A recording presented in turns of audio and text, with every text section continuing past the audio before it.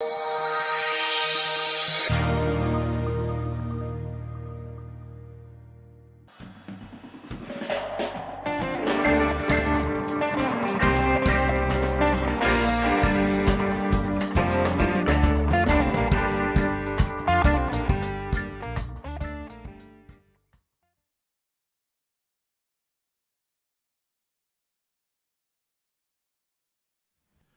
right.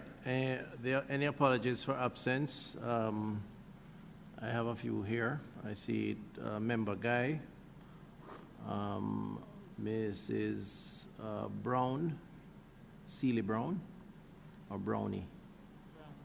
Brown, okay. And Senator Allen will be late. Oh, she's. Senator Morris is on her way. She'll be late. Gabriella. Okay, great. Apologies, I stepped away. I didn't realize you had started. Okay, fine. Thank you very much. And then I see online we have Senator Golden and Dr. Yoni Campbell. Well, Senator Golden, firstly, as a member of the committee. So we do have a quorum, just barely, and so we will begin. I want to welcome all who are here, the technocrats. Mr. Edwards, you are perhaps the most important for these proceedings. And thank you very much for coming. And I hope that others will get here soon. Thank you. Senator Golden had requested an online appearance. I must tell you, it's not, for me, a desirable position. I'd much prefer persons in the chamber. I think it's just more effective in terms of the discussion, but I do understand and appreciate her particular circumstances. So it's not without a reason, put it that way. It's not just a request with an appropriate explanation. So we've allowed that because we do value her participation. All right. Thank you. So my opening remarks are thank you again. And yesterday we had a good day, I thought, in terms of making some progress. Lots of discussions and a lot of follow-up. And I know Mr. Edwards would be allowed some time to come back to us. You wanted to say something? Go ahead. If I may, Chair. We have followed up on some of the matters that came up yesterday, especially the whole issue of defining the scope of areas where sale is restricted. You know, that issue of public place and how wide it should be. So we have done quite a bit of research looking at comparative approaches, and we have also looked at the whole issue of the scope of the conflict of interest restrictions and the restrictions on investment. So I just wanted to report work is being undertaken, so we should be able to report very soon. Right. So the good thing is that we had agreed yesterday that we may have to break until early June, right, Madam Administrator? And so, we are, I think you'll have some time to come back to us with that. So what I'd like to do today is to hopefully get through as many more clauses as possible and demonstrate some progress in what we're doing here. All right, so I think we are now at, if there are no other comments, we don't have the minutes. They weren't prepared because of the short time period between yesterday and today. So we'll take that when it's available at the next sitting. So if there are no other comments, I want to go right to the matter at hand. No comments? Okay. So we are now at clause 20. Am I correct? Yes, right, 20. And so I go to Part 1, 20, and the World Health Organization speaks to an inconsistency or typo, they say, regarding the size of the area of the graphic health warning percentages between Section 23, 60%, and the first schedule, Part 2B, which speaks to packages Section 80%. So, Mr. Edwards, if there is a discrepancy between 60 and 80, I know we have said we're moving from 60 to 80, and I don't know if that is the misinterpretation. But I think we are pretty clear on that and should just make the correction to 80. All right? So we make a note of that. The correction, yes, okay. Chair. Right. The Carreras Limited has some recommendations here on clause 20. Hold on, let me just get this document so I can follow.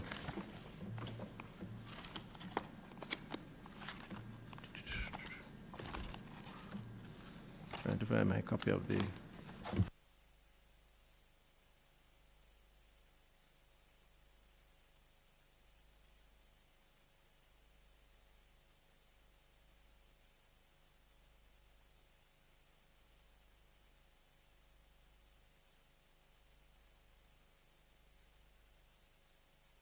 Okay, fine.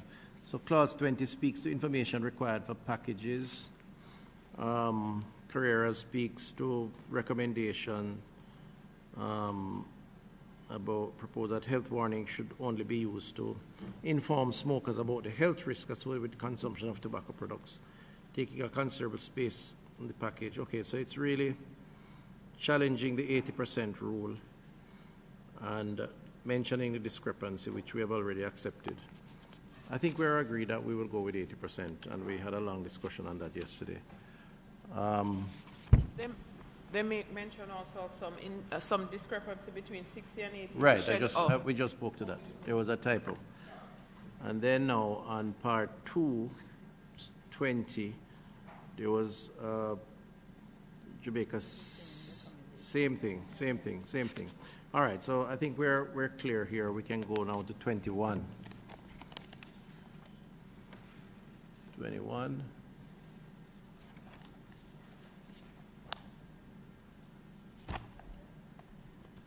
Excuse me, Chairman. Yes. Yesterday, Senator Gale had asked about, was it Senator Gale who had asked about the resulting, it was member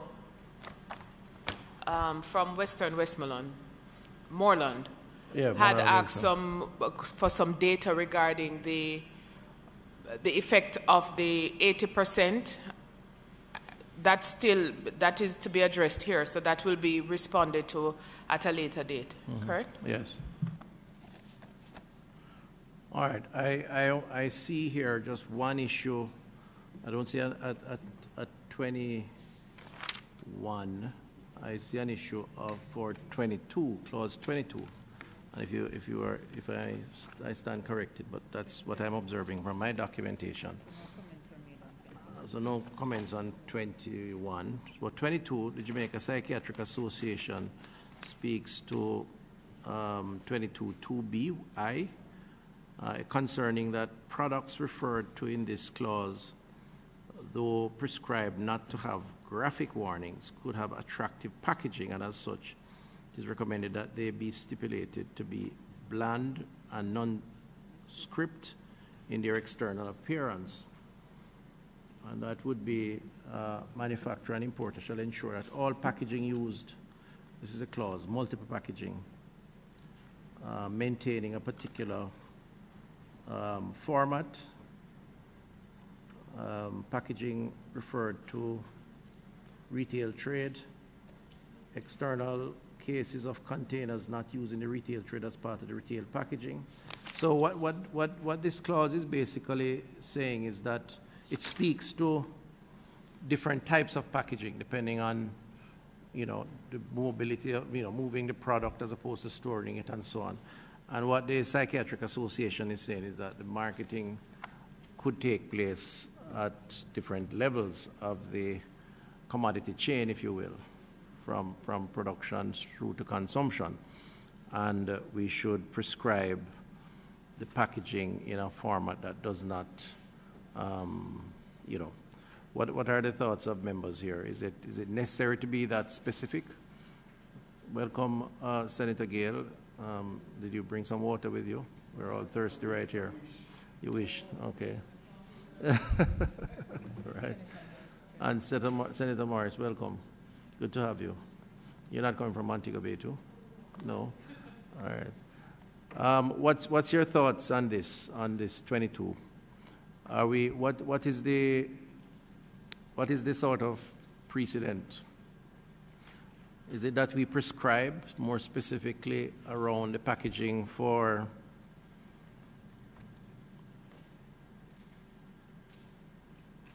other modes of holding or moving? Okay, the experts? Yes, Ms. Dennis Wright. You understand what it's saying? I think that's what we're trying to. So you're trying to figure out what it's saying? I'm trying to understand the question. I'm finding the section, Minister, and could you repeat the question, please? Well, the section 22, as I understand it, is clear on what should be included in the packaging in terms of the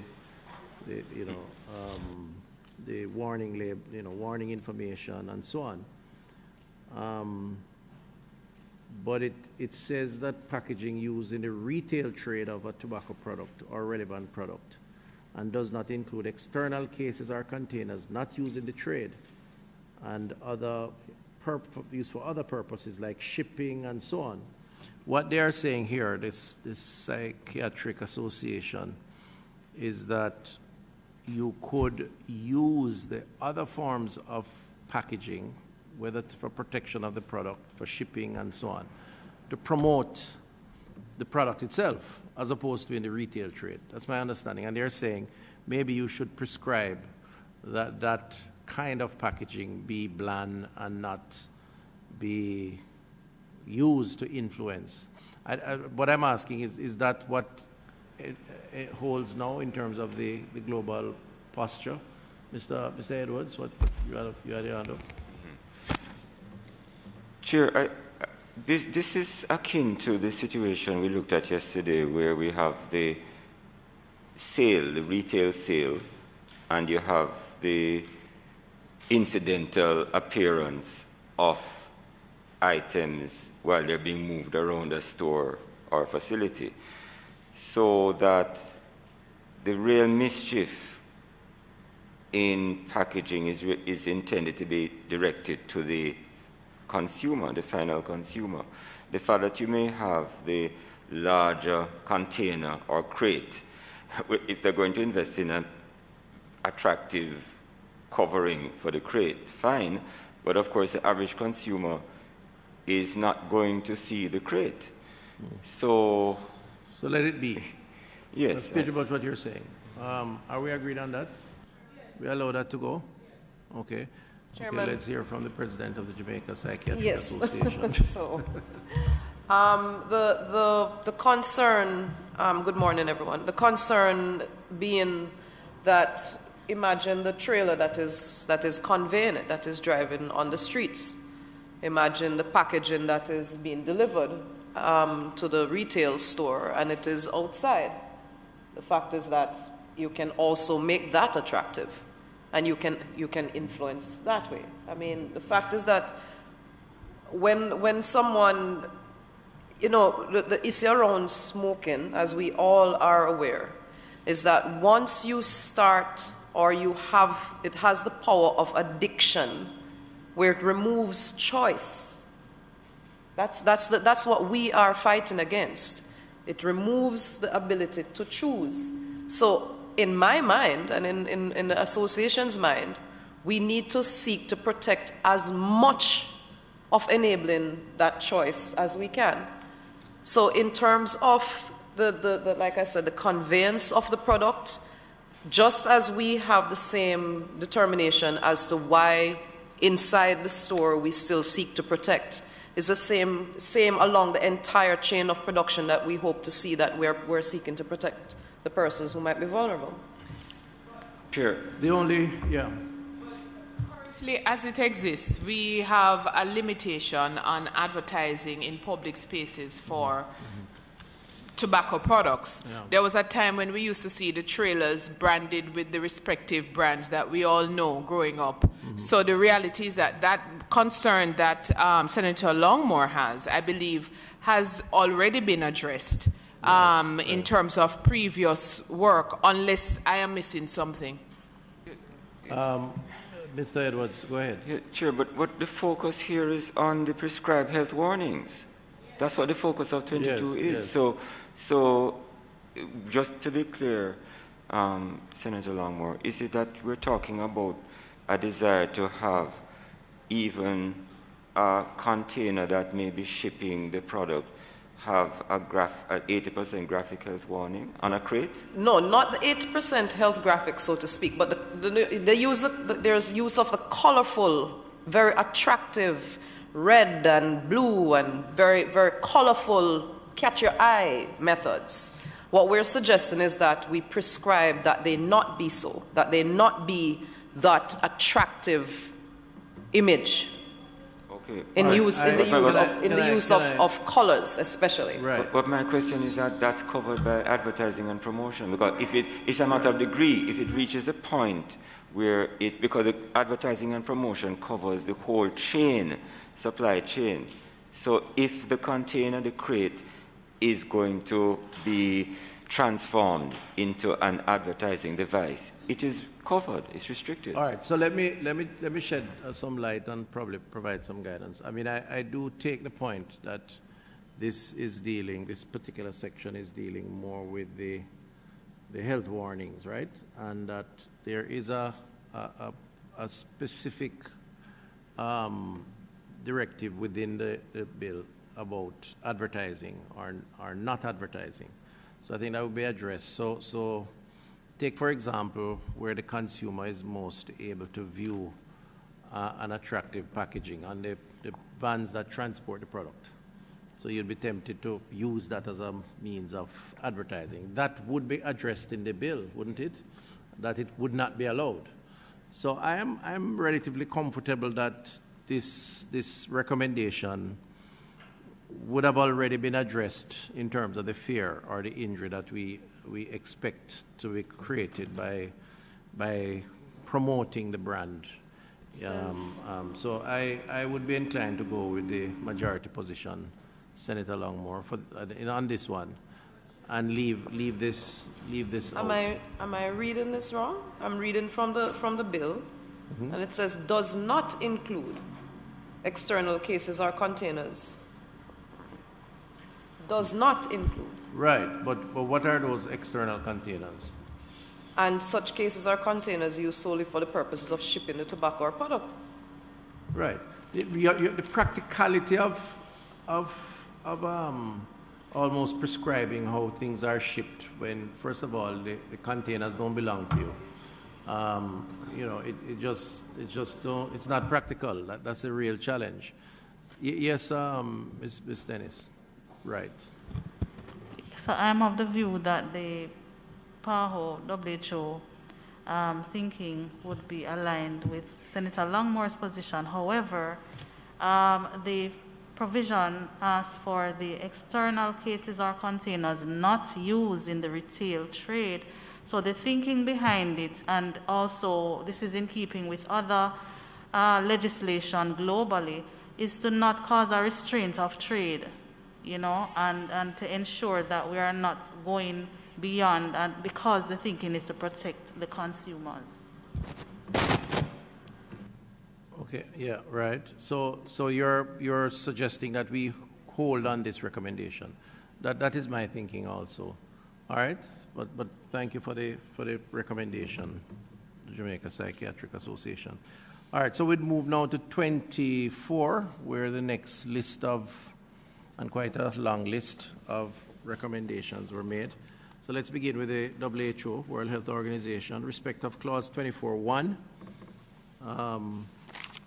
And 24, by the way, deals with ban on tobacco advertising and promotion. So I think this is where now you can address those concerns, Senator Longmore.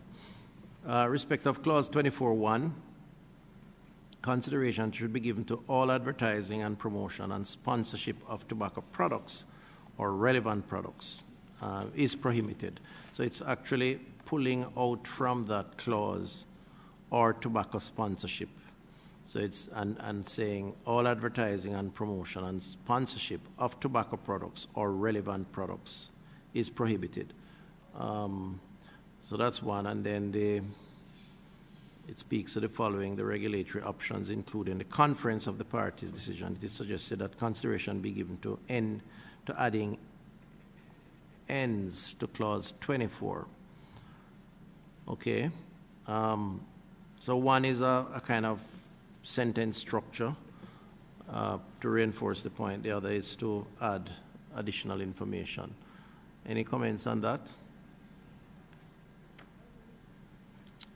I'm not opposed to that position. It seems fairly straightforward. Sir Edwards, you're good with that? Preliminarily? Chair, I'm sorry, I wasn't quite clear. The ends, on the ends aspect of it? Yes. Yeah. Yes. But also the restructured 24.1. Just above the ends. Oh, yes. The wording, the rewording. Yes, that's yes, all Chair. I'm asking, yeah. All right, the Coalition of Tobacco Control Health. Yes. The next from the Jamaica Coalition of Tobacco Control Health, the Caribbean Coalition. All advertising and promotion of tobacco products or relevant products of tobacco sponsors should be prohibited. I think that is already explicit in what is there, right? Yeah, and I'm in support of that, so that's fine. There's no disagreement there. The Jamaica Psychological Society. There is consensus that having a ban can be useful and significant deterrent for many. However, it is highlighted that based on research and other editorial feedback by WHO, a ban is not enough, needs more attention given to support behavior change. Okay, so this is a more strategic recommendation around behavioral changes and so on, which is captured in the bill because it speaks to things like an advertising campaign and so on. So that to me is there and a point well taken and addressed. The Carreras Limited has a number of recommendations here, 24.1, 2C, and 3 and 8, propose that a less intrusive measures that these proposed would be more than sufficient to meet public policy health objectives. And speaks to the clause in its entirety. Any person who features in advertising material must clearly appear to be aged 25 and over, and so on. So it's really requesting consideration for some level of advertising. I mean, it is so consistent in terms of the global approach that we would really represent an anomaly if we were to give in to those recommendations. And I don't want to be a minister to do that, to be honest with you. And I wouldn't advise that this committee be the committee to do that either. Minister, could you just help me? Currently, what is the ruling around advertising? Is it that we don't advertise now, correct?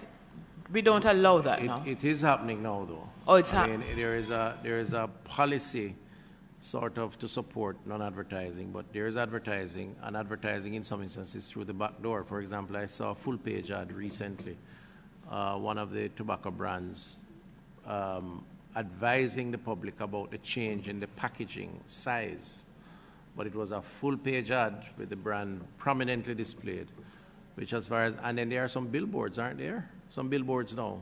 So some advertising is taking place, yeah. So that's a challenge. But am I correct, PAHO, WHO, in saying that as far as advertising is concerned, globally, there are strict provisions that prohibit, and it is almost universal? Succinctly, I would say yes, that is the case. Yeah, okay. All right. The other is Carreras gives quite a lot of recommendations here. But it centers around the issue of allowing some limited advertising. I mean, you can go through it if you think that there's any of them that, but it's all around around allowing some advertising.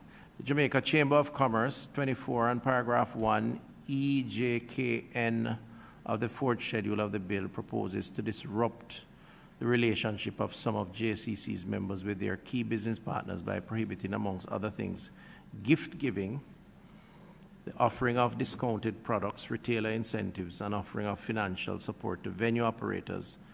These prohibitions will affect the manner in which commerce in the free market economy is conducted. Okay. What's your take on that for the legal minds around trade? I mean, the practice around giving volume discounts, for example, is standard. You do it with rice and flour as much as, I mean, does that constitute what? Is that advertising or promotion? Yeah, that's sales. It's a function of marketing, but I mean, why would you stop a distributor from incentivizing purchase by a wholesaler or a retailer as opposed to? And at the end of the day, it's a legal product. Yeah. Right. So it's sales and business arrangements between companies. Right. What is the take on that? Is that what the clause is saying, by the way, in the first instance? And then if that is what it's saying, should that be rephrased, or what would be the rationale for that? I don't know if you can restrict a manufacturer from giving a sales discount to a wholesaler. Yes, Mr. Stein. Thank you, Mr. Chair and colleagues. I'm trying to think how to put this politely in the most diplomatic way. While it's true that this is a standard practice in trade and commerce, we also recognize that in the context of trade and commerce, it is a form of a brand promotion. It is a form of trying to get an advantage in the marketplace, and as such, it is a form of promotion of a particular product in a particular way, whether it's a clever way of discounting the product or by gratis gift giving, etc. And therefore, in many respects, it is some form of efforts to gain an extra space in the market, and in my mind would be akin to a subtle way of advertising and brand promotion. So I am for the non-gift giving to third parties, so that the issues of the scholarships and so on, because I see that as a form of promoting the product. The issue of a manufacturer incentivizing their trade by allowing a volume discount on a product to wholesalers, I just wonder whether you're not overreaching if you were to do that. So it's whether or not you can reconfigure the clause, Mr. Edwards and others, to eliminate the promotional giving, if you will, but maintain the integrity of the principles of trade, between internal stakeholders, a manufacturer and a distributor, or even a retailer. In other words, look at my stuff. That's not yeah.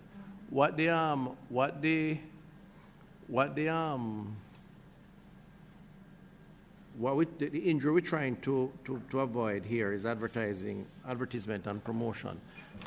The extent to which there's an internal arrangement, how does that impact advertising and promotion? I'm just, if you understand what I'm saying, I'm trying to avoid that. If you think that clause actually says that, yes, Senator. Thank you, Chairman. I can't help but recognize that a mass reduction in price would be passed on to the consumer. And you're dealing with a product where no matter how reduced the price is, once that person gets that one reduced price, the industry will be guaranteed almost a lifetime of continued use. It is that possible. So I cannot recognize the tenets of regular trade, because in regular trade you're not dealing with a product that has the level of addiction that this product has and the consequential health risks. So I don't think we would be overstepping. I think we probably need to overstep to protect the persons who are so predisposed. and I will have to hold that position. I hear you. But how do you prevent a manufacturer from saying, instead of $10 a box, I'm going to sell for $8 a box? How do you regulate that? That's another issue. As I say, you can be very specific about promotion to the consumer and say that should not be allowed, but I don't know how you regulate that in a kind of reduced internal amount, dynamics. that is a promotion. That is a promotion to reduce the price at which So it is. I'm asking how you regulate it. You require them to stick to their set price. You require them to stick to their set. What's their set price? That's the thing. Let me hear what Ms. Dennis Wright says, and I'm going to ask you to comment after that. Senator. Yes, Minister, and we agree with Senator Longmore on this point as well. In fact, in the bill, advertising and promotion, though defined together, promoting is also defined separately to include the whole matter of incentives, rebates, and so on. So that is an extent of promotion. Now, the global trend, and not just the trend, the recommendation is to completely eliminate all forms of advertisement and promotion. And we have some statistics here which shows that the complete ban on TAPs, we call it TAPs, tobacco advertising, promotion, and sponsorship, that the complete bans on TAPs are cost-effective means of tobacco control. In fact, it is one of the best buys, and it is proved globally that where we put in place this complete ban, then reduction in terms of smoking and so on is almost always guaranteed. Let me also bring your attention to the investment case that was done in Jamaica in 2017, which actually shows that the benefits of scaling up, or scaling up whatever we now have in place, these interventions will far outweigh any cost of implementing selected policies as it relates to health. Minister, you're more aware and off of this because I'm sure you've had to quote it in many of your deliveries that you have given. So in summary, I just want to indicate that this is really a best buy, that it's not something that is novel, that Jamaica is seeking to put in place. There are countries regionally that have done so, and there are also some judicial decisions which have shown that this is in no way restraining or confining trade. There are court decisions in the UK and elsewhere where the industry has brought the government to court on these particular provisions, and they have not been successful. Right. Okay. Let me hear Senator. Thank you, Mr. Chairman. I believe we are probably merging some issues that it probably be better for us to separate them. So we are agreed about the advertising, like you said, Mr. Chairman, and advertising and promotion. I find that we might be going further than we ought to be going in terms of restricting or getting involved with the business arrangements of two companies that are legitimately selling a product that is legal. For us to now dictate that, I believe we might be going beyond where we should go. And so I would like to see us, this section about getting into the concerns raised by the Jamaica Chamber of Commerce. I have the similar concerns, and I'm not sure we should be heading in that direction. It's far and wide. Although I hear what Mrs. Dennis Wright is saying with regard to other places. All right. Yeah. No, I am cautious to go against the international accepted norms because I'm assuming much research would have gone into some of these decisions. I must admit that the internal pricing mechanism between companies is going to be almost impossible to enforce, whatever you want to call it. If people want to price their thing at $9 or $7 and make a loss while they're doing it, but you can't tell them that they must sell it only for $10 if they want to sell it for $9. It's going to be like, it's impossible, because they could explain that they're doing it because they have excess stock, because they have found a cheaper way to produce.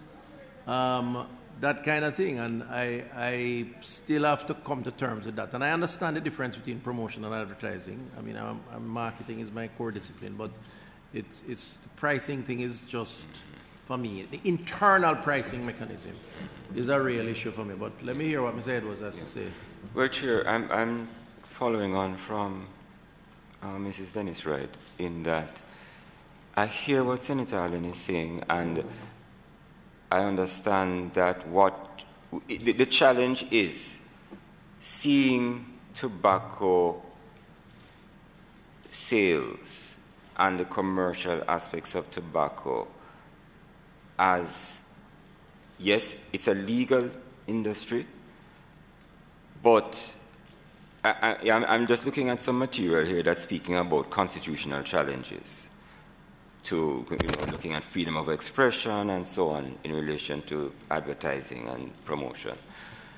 And the distinction being made is that the freedoms that we have generally can't necessarily be applied wholesale in the case of a type of product that has the effect that tobacco can have.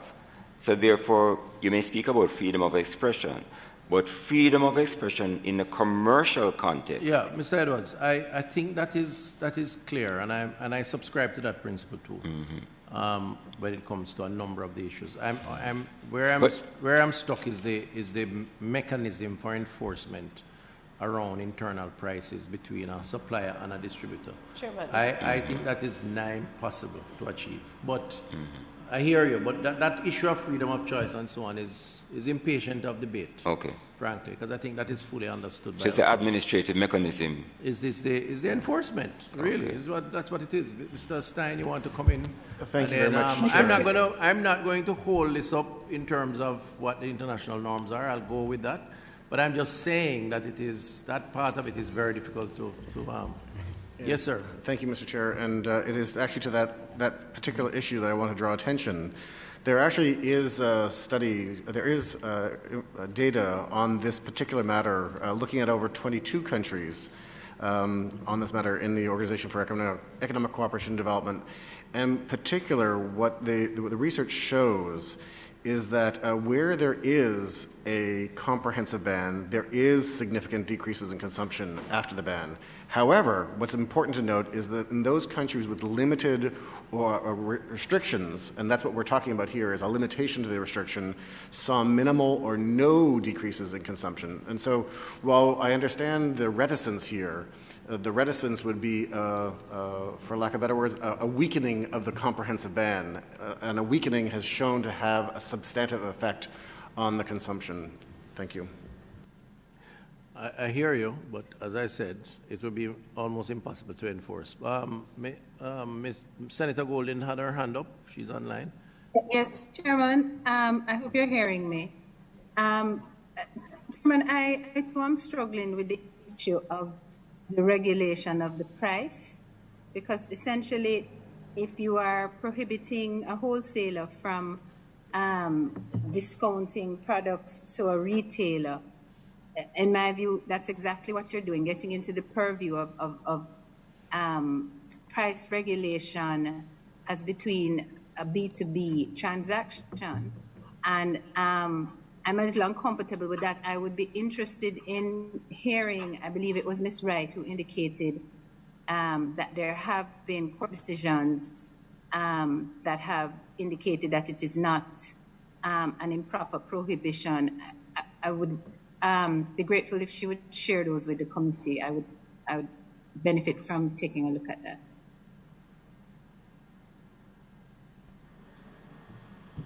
Go ahead, Mrs. Wright. Sure. So I can provide that. I can give that information to the committee. I want to make mention of the matter of Philip Morris, Norway, and Philip Morris is there's a tobacco industry against the health and care services of Norway. There is also the case. There's also a similar case in Colombia. and South Africa. I'm willing to provide these instead of using the time now to go through that. But since I'm here, let me also mention in relation to the concern reinforcement, the bill makes provision for disclosure, which is in keeping with Article 11 of the treaty. I don't recall right now which section of the bill that is. And that disclosure requirement where the industry is required to disclose annually, and there's also another provision that mentions that where the minister requires disclosure, so it could mean that the minister asks for disclosure outside of that 1 year, then the industry is required to provide that. So that disclosure provision can be used effectively as a mechanism for enforcement. So what it is then is if there is a price change or price adjustment, that adjustment needs to be across the board. It can't be for one over the other. Correct. That's what you're saying. Correct. And that disclosure. And so the disclosure is not. So the law is not so much around adjusting prices. It's just not incentivizing by giving a preferential price to one player over another. Correct. Sorry, Chair. Let me understand the disclosure. So you have company A who would be changing its price in order to achieve a target. So is it that company A must disclose this at the end of the period? Or is it a situation where all the companies must disclose any change, any movement? So the requirement, if I may, Chair, Yeah, the requirement is for all, is for the industry. So the bill speaks to manufacturers, wholesalers, distributors. I'm just going off what I recall, because I'm not looking at the section just now. So, and it does mandate them to disclose annually. There are also specific areas that they need to disclose on, including fleet number, all of that. Now, again, this is not over and beyond what is happening and expected globally. And that provision that requires or that gives the minister the power to ask for any other thing to be disclosed or to ask for disclosure even outside of that 1 year can be utilized to require whatever information the minister wants from a particular manufacturer or from all those who are involved in the industry. It doesn't really stop the act itself, you know. So you disclose for whatever purpose. You might have a challenge with the failure to disclose. So if the minister asks for the information and the minister don't get the information, then the minister can take action. But where I'm concerned is this internal trade between I manufacture the product and I want to sell the product and I have a stock in my inventory that has not been released, and I go to a wholesaler and say, I will give you for the price of this in order to release, in order to increase my revenue. What is wrong with that? Because us trying to control that is trying to embark on a measure that I'm not seeing. Chair, what is it that we're trying to achieve when we are trying to curtail what is a normal business practice in a free market? In a free market economy. And once you start doing that, you know, it might be an administrative nightmare to keep track of that. You already have situations, you know, Chair, where another entity that has to, you know, ensure that certain products shouldn't be on the shelf. Take the Bureau of Standards, for instance, or the NCRA that has to ensure that certain products ought not to be on the shelf because they're not labeled properly and things like that. It is already an administrative nightmare to treat with that and to enforce that. And are we putting things in place where we cannot really control? Mr. Chair, if I could add something, please forgive me, to what my colleague just said. Even if it weren't an administrative nightmare, I think the principle of it is that we're getting into determining how business should operate a legal business, a legal product in a legal industry. And I take what we're saying with regard to advertising. We are all on the same page. We have the same objective in that regard. I am concerned that we're getting to price determination in an industry that we have. I don't think it's within our purview to be doing that. Chairman? Yes. Yeah.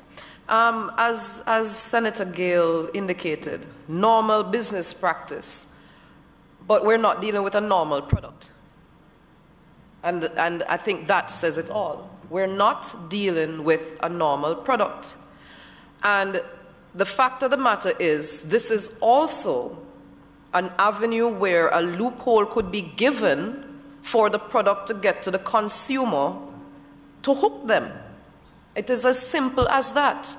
And that is why internationally this loophole has been recognized, and those jurisdictions have moved to protect the public who, once they get this reduced priced product, they then now are beholden almost for life to the correctly priced product.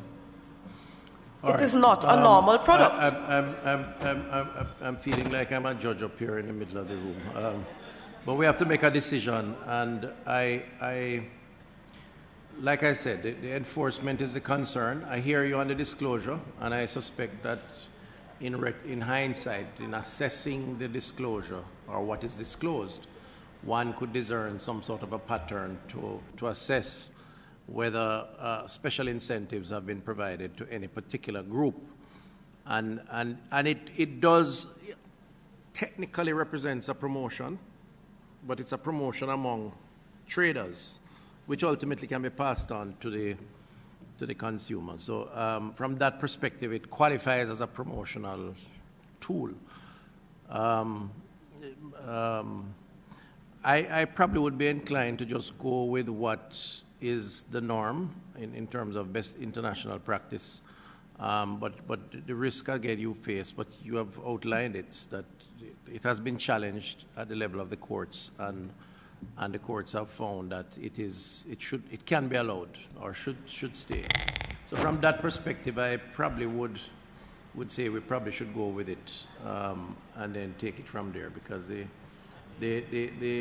disclosure aspect of it allows for some level of transparency in terms of the rationale. Now, it also allows, based on the entity, to determine price on whatever basis that they want to determine price. Just that they are, in other words, if they want to change the price tomorrow morning, they are allowed to change it tomorrow morning. It's just that they have to say, we're creating this new price, whether because we get cheaper inputs, we have a better machine, or we want to get rid of stock that we have had for a while, whatever the reason is. But everybody benefits from that, which then neutralizes any concept of a promotion. And I think that could qualify for achieving the flexibility of the producer as well as protection of the consumer, or a subset of consumers, depending on where that promotion would be placed. So I'd be inclined to go with it. But I see Senator Morris having a hand up. Go ahead. Yes, Mr. Chair. While we're not negating, the need for addressing the public health concern that is associated with tobacco, I still, in my mind, I'm a little bit unclear about how the disclosure would really address the point that I think Senator Allen raised, and you also raised, about regulating how it will be done. I'm not sure how it actually creates some element of practicality, and I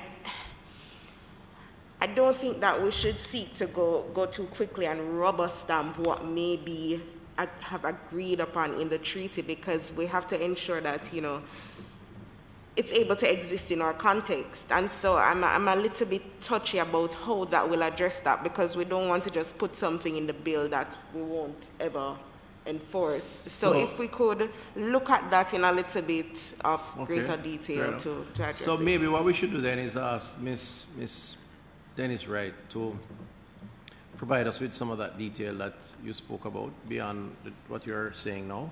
Sure, and we'll we'll put a little asterisk there and return to it later on. Is that all right? So we can move on. Yes, Chair. Okay. Thank you. So let's make a note for of that. For the record, for a final thing, Mr. Chair, I just do not believe that we must get into the business of price determination. I think that's a road we should not want to be going down. So that's my 2 cents for this moment. And Chair? That's a can of worms that you're opening up. Chair, let me highlight that. I could be a troublemaker and say, but anyway, let's leave it. I would not seek to determine the price. I would seek that we ensure that the price be maintained across the board. Right. So that, and technically that's what it's saying. It's not saying that you should determine what the price is. It's saying that whatever price you offer, you should offer to all concerned. So you're not giving an advantage. And I think that is fair. So I'm inclined to go with it, but in the interest of just having everybody satisfied, I'm going to ask Ms. Dennis Wright to do some follow-up.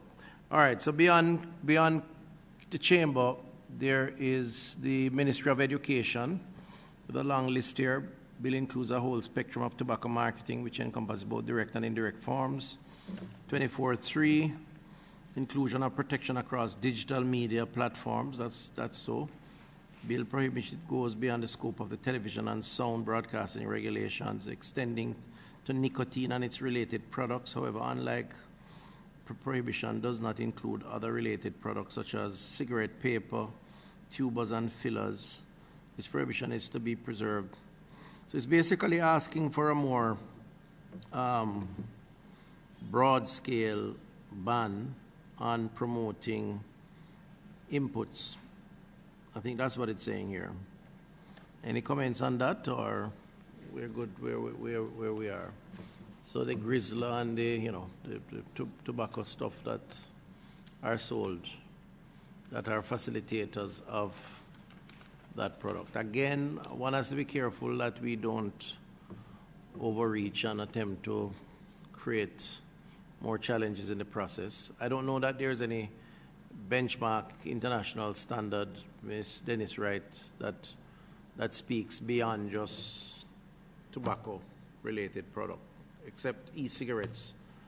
That extends now to wrapping paper and all that sort of stuff.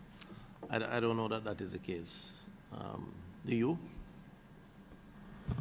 Minister, I would just mention that what is in the bill currently is in keeping with what is happening globally, so or what is recommended. I'd leave that. The Psychiatric Association speaks to industry's corporate social responsibility activities, and that it should be channeled into direct benefit individuals affected by consumption of the product. So the NCD cause, and that clause 24.5a around advertising tobacco product, relevant products, sponsorship does not apply where the depiction is purely incidental or justified by reasons of historical accuracy. I'm not sure what you're saying there. I understand the first point, and I do agree that some of these sponsorship, this is going to likely be a controversial issue. This is around the tobacco companies offering scholarships and so on, which many people, some people support. It certainly would represent it represents a promotional aspect of the industry and the brand. And if we're going to say no promotion or advertising, then we have to apply the principle. The question is, you're attempting to show how they could support with a corporate social responsible contribution without promoting at the same time.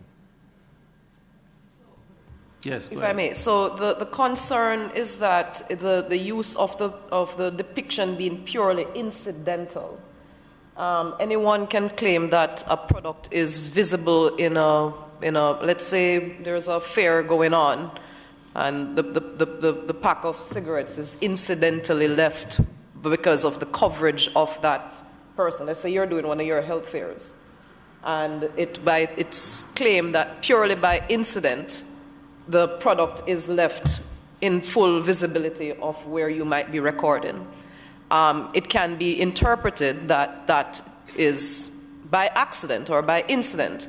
However, it is another loophole. It is another possibility where you cannot control what determines to be an incident.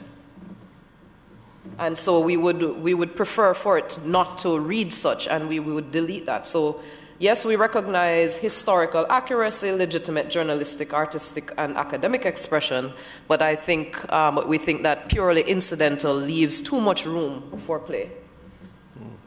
Any comments on that? Mr. Edwards, what's your thought?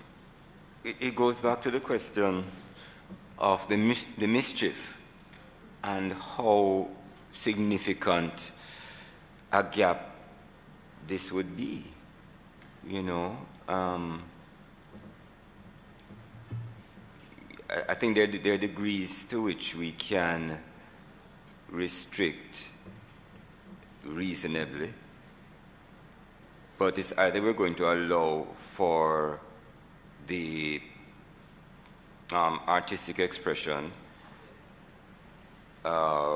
communication that is not direct promotion, but that is, as it says here, a byproduct of the larger purpose of the communication, which may be dramatic or historical, whatever.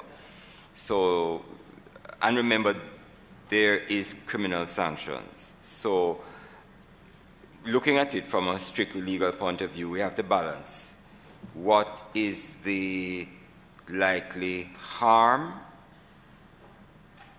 from an artistic production, a historical production, incidentally displaying a prohibited product, not for advertising purposes. In fact, it may be a product that no longer exists in the current scheme of things.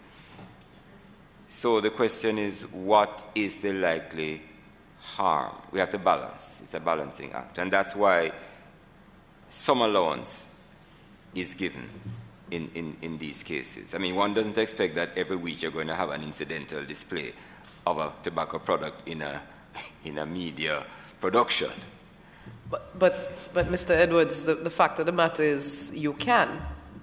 And again, it goes back to the nature of the industry and we have seen it, to take advantage of whatever loopholes that might exist. And as I repeat, we have no issue with the historical accuracy, legitimate journalistic, artistic, or academic expressions. But our issue is with the incidental and what could be potentially abuse of such. This is why we have subsection 6, which I know Senator Longmore would be aware of, which allows for some control on this opening that is given in 5. So that if in fact it's going to be... Why have the opening? As I said, it's a matter of balance. Looking at the broader mischief of restrictions on tobacco promotion and advertising, this is an allowance for artistic and journalistic expression. Yes, and we have that agreement. We have no problem with the artistic and journalistic expression. Which may incidentally indicate a tobacco product. No, purely incidental or is justified. Why not remove incidental, which is justified by reasons? Can it not read depictions of tobacco products and their use in media where the depiction is purely justified by reasons of historical accuracy, legitimate journalistic, artistic, or academic expression? That's fine, but that's actually a broader allowance because you don't even have to say it's incidental. It can just say, okay. I will yield to it because then it would be justified. Our issue is the avenue that could be used to say, well, it is an incidental placement.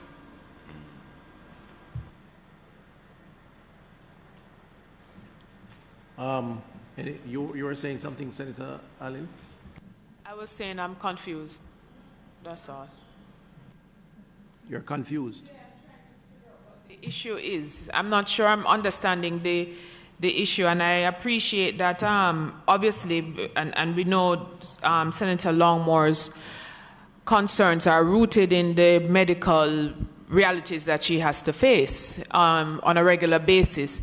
But I'm trying to appreciate how the fact is, right here we're saying that it's prohibited. All of this is prohibited. And as Mr. Edwards says, in the event, just like I believe with any clause in any bill, there's always that additional, or in the section of it, but there's this clause that would address anything that falls through in the event, because it happens. So I'm not, and forgive me, Senator Longmore, I'm not fully understanding the concern at this point, and I want to be able to appreciate it. Chair, may I? Yes, go ahead. Yes. So the concern is that, let's say there is a as I used earlier, a fair that is going on, or a public broadcasting event, and the product is not in any way related to that event. There's no historical reference to the product, there's no academic response to the product, there's no journalistic involvement of the product. But somehow, whatever frame you're filming in, the billboard or the thing is visible. It is an incidental promotion of the product.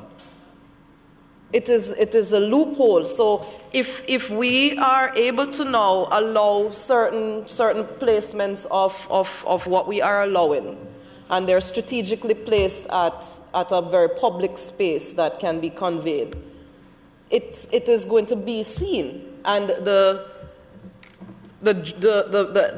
legislation is allowing for that incidental presence of the product. We have no issue with it being for historical accuracy or a journalistic reason. But it is the loophole that could be had through the use of it, or the claim of it being an incidental presence. That's what we have an issue with.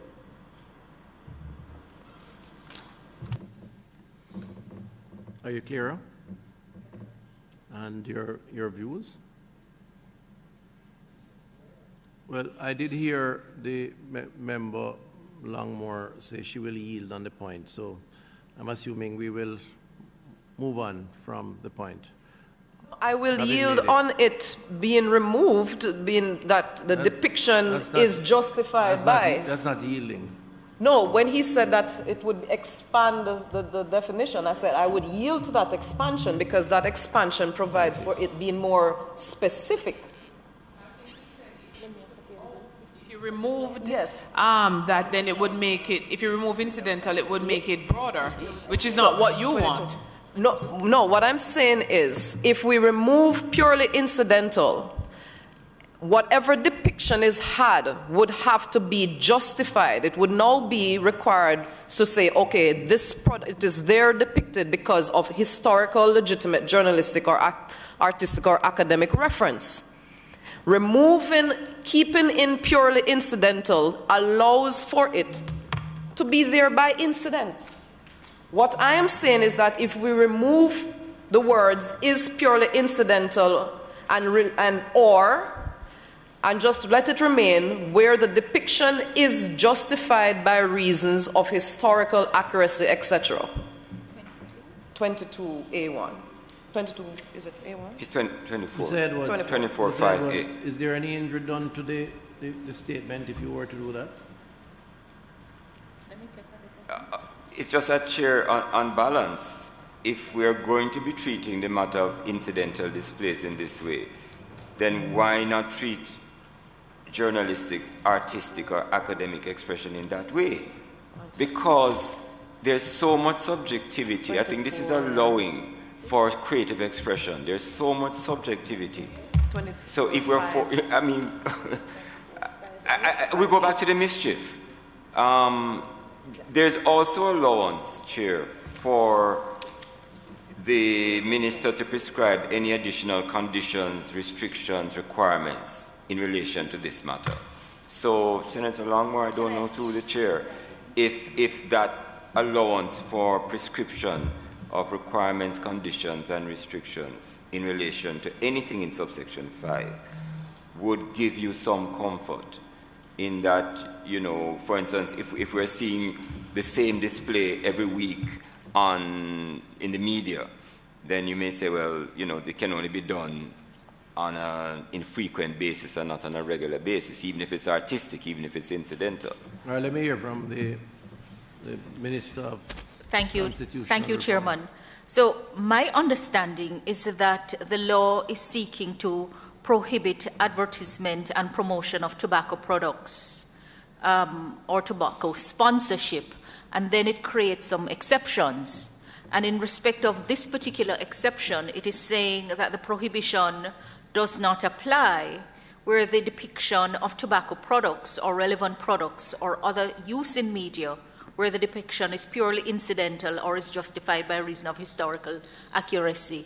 I didn't hear all of Senator Dr. Longmore's objection, but as stated, I understand the provision to be saying that there may be a place in advertisement where you may have the depiction of tobacco or tobacco products, and it's not really advertising it, but its presence is incidental to something else, and you wouldn't want to prohibit that because you have to create a carve-out. So, for example, you may have a scene in a movie being advertised and someone with a depiction of a cigarette or something. You don't want to criminalize that. That is not necessarily a promotion of the tobacco and tobacco products in the spirit of this tobacco control law. And if that is, in fact, the reason behind it, then I would see no harm in the language that is in the provision. I do not think it detracts from what you're seeking to do, Senator. And your final intervention, Senator Longmore. Through you, Chair. In such a depiction, it would fall under justified as artistic expression. If what? Sorry. In the example that that minister just highlighted, such would be justified as artistic expression, which we have no issue with. We have no issue with that. What we're saying is that there is a loophole being created that it can be incidentally there, and there's no limitations on such incidents. We have I repeat, no problem with artistic, historical, or academic reference, and it is justified as such. No problem. What is the harm in removing incidental? Because if it does occur and it's incidental, then you could. The question is, how do you deal with it then? Let me hear Ms. Chairman, may I just ask back again, coming over to you, Ms. Wright, through you, Chairman. Are you saying that if purely incidental depiction is for reason of historical accuracy, legitimate journalistic or artistic or academic expression, then that is okay, and so that or should be an and? Is that what is saying? No, through you, Chair, to Minister, to Honourable Minister, it's actually separate.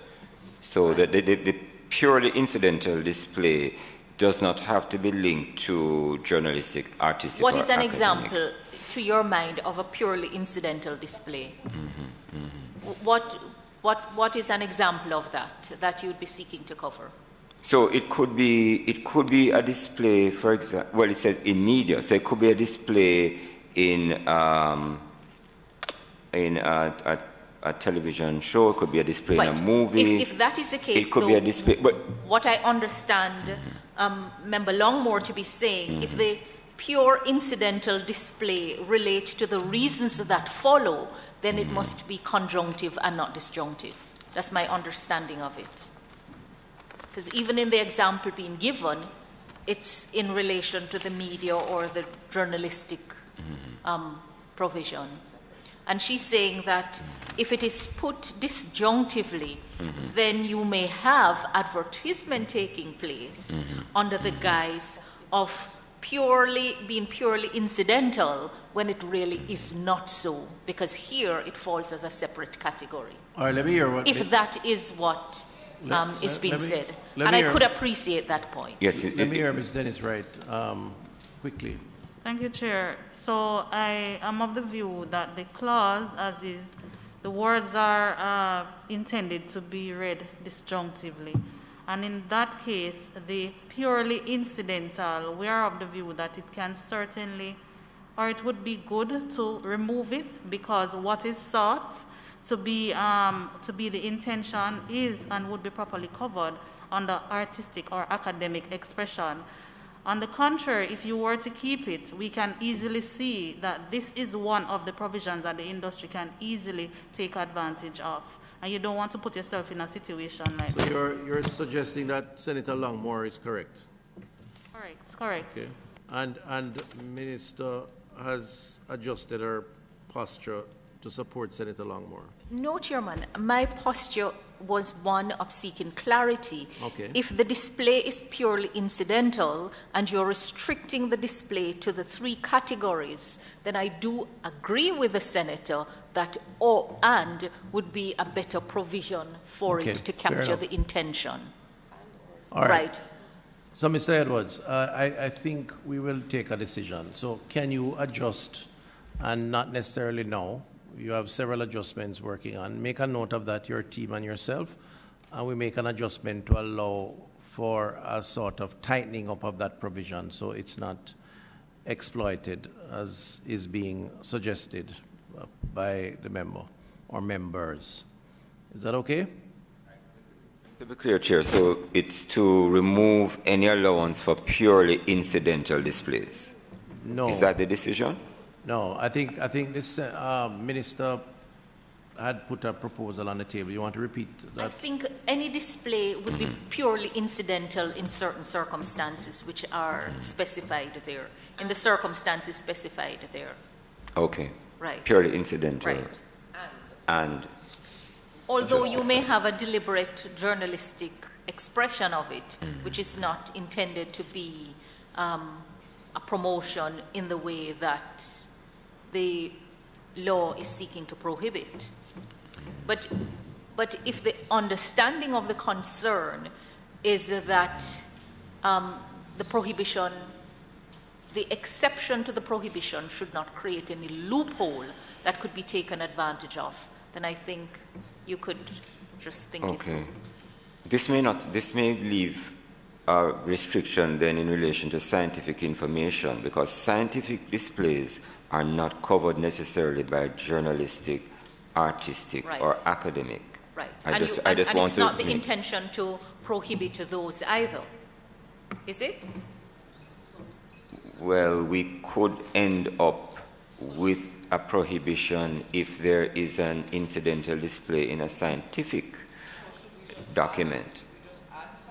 Well, I'm just raising the fact that I'm just raising it, you know. So the categories there are not exhaustive. It's really just incidental display in certain circumstances. Yes, and I think that's why the words purely incidental were disjunctive, because it was not intended to be linked only to journalistic, artistic, or academic expression. It was deliberately intended to allow for cases where there is not an intended promotion of the product. But well, why don't we just say it like that, where the promotion is not intended, but incidental to something else? That's why I was suggesting that you take a little time to think it through. Don't try to solve it now. We're going to have a session where we literally go over all the what they recommended without kind of retrying every each of those. All right, I want to move on to the JMEA. Their suggestion really lies around the marketing and promotion, and it almost mirrors what was suggested before. Issues around allowing for some sort of advertising. So it seems to be a shared position with the Carreras, the contribution. And I think we have taken some decisions on that. And there is the Boot to Go entity, and it supports sponsorships. Our position on the sponsorship issue was, as I recall, that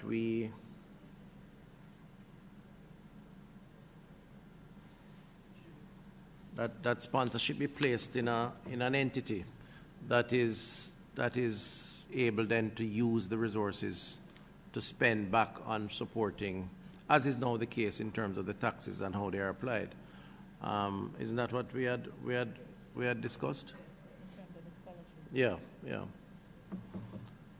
And then you have Pier 1, which is another entity, and their issues around displays. I think we have taken some positions on that already. And I think that would have taken care of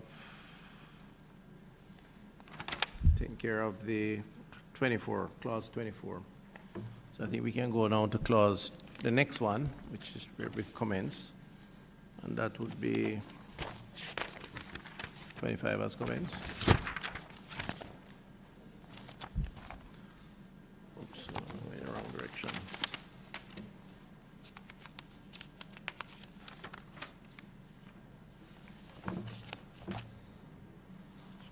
All right, so clause 25, members, speaks to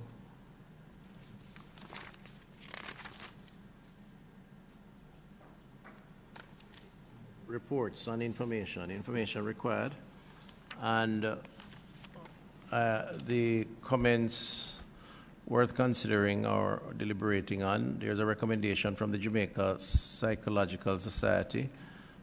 There is no recommended number of inspections per year. Being suggested that there is a set of number of inspections done per year to increase accountability of manufacturers. What say you on that? I think you're right. Sorry, I'm 27. Yeah. Despite 25. The stipulation for annual reports, how will this be monitored, and what is in place to ensure accountability to the stipulation? So it's really the annual reports and how would it be interrogated? Is there a method to interrogate and to determine on the accuracy or the information that is placed in the annual reports?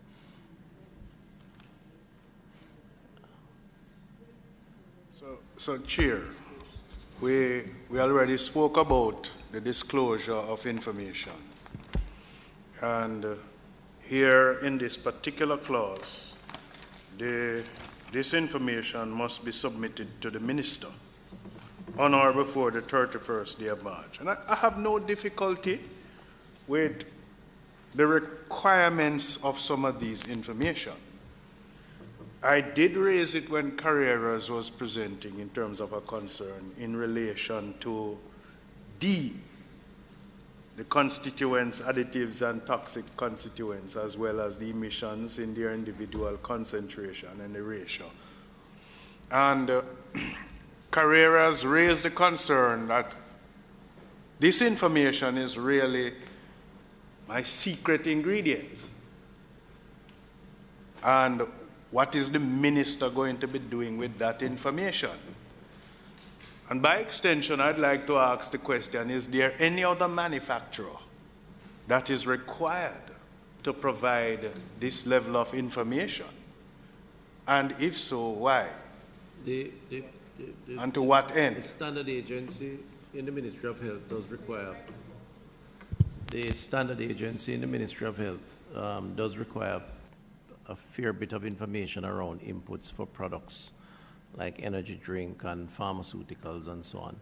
So it's not unusual to request. I mean, it's something that most manufacturers protest over, but when it has to do with the health and safety around issues of consumption and the claims that the products make, pharmaceuticals are huge for that. You have to give a breakout of all of this. So while I understand that it may be onerous and it may risk exposure, there are confidentiality rules around how this information is shared or examined, but it is required in a number of industries. Anything at all that's pharmaceutical is quite significant. Ms. Dennis, you want to comment on that further? Sure.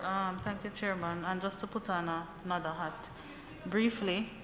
You want to take off that mask for the time being? Your distance. Yes, thank you. Sorry about that. So just to place on a ministry hat for a brief moment, I just want to outline the fact that the industry has been reporting. In fact, this provision under the bill was also or is also a part of the existing regulations, and since the bill came in, so the regulations were in effect in 2013, amended 2014, so I'd say since 2014, they have been reporting. I have had the privilege of getting the reports, of checking to ensure, and we have, at that time in the ministry, written to Carreras, for instance, where there was a view that they might have fallen short of any of the reporting requirements. So I'm happy to say that the industry has been complying. While I can say that it's not necessarily consistent, but there has been some amount of reporting. Yeah, so I wouldn't be... With that response, I'm satisfied. Okay, good. So I think we should allow that to be. And then now, the concern around Carreras is somewhat similar. They're claiming that it's onerous and so on, which we have just addressed, that it is somewhat of a standard requirement for certain industries, pharmaceutical being a big one. Yes, Senator Ali. Just out of curiosity and from your ministry experience, Mrs. Dennis Wright, have we found any instance of information coming that is inconsistent after testing? You know what I mean? Like what's documented as ingredients, and then whatever testing is done, we've seen inconsistencies. Have we experienced that?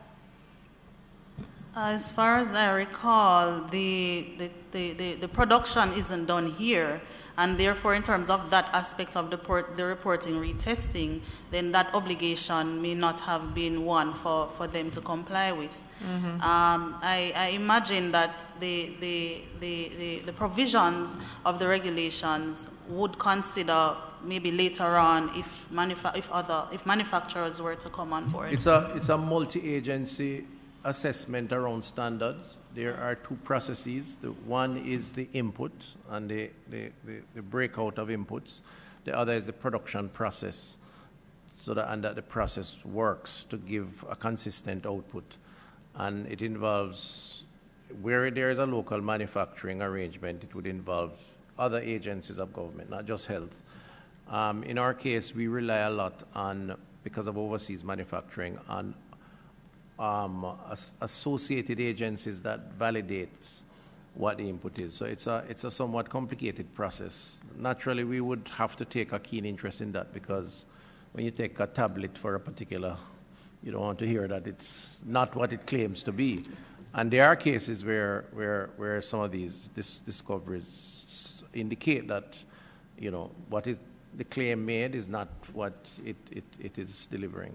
You're saying, Chair, that as it relates to an overseas manufacturer, a multinational, you would have to depend on the resources of an external agency to do this validation. Yes, you coordinate around with other agencies.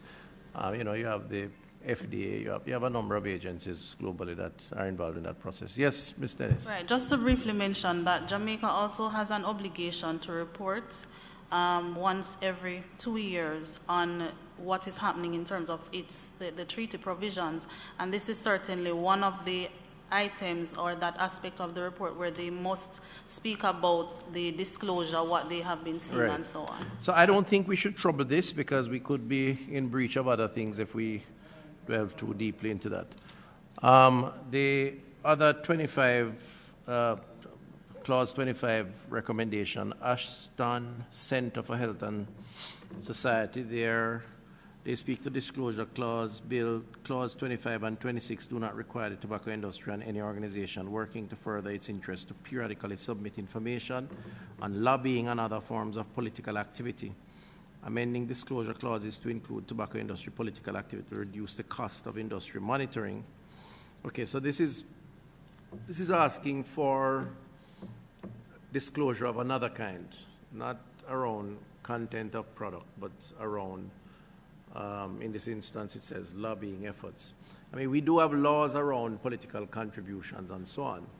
So there are related laws that would apply to all entities. I don't know, is this too rigid a requirement?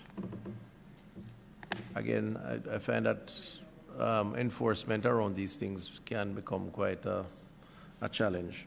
Is there any precedence for this outside of the existing laws? Would that be contained in a tobacco legislation as opposed to campaign financing and other? Ms. Dennis?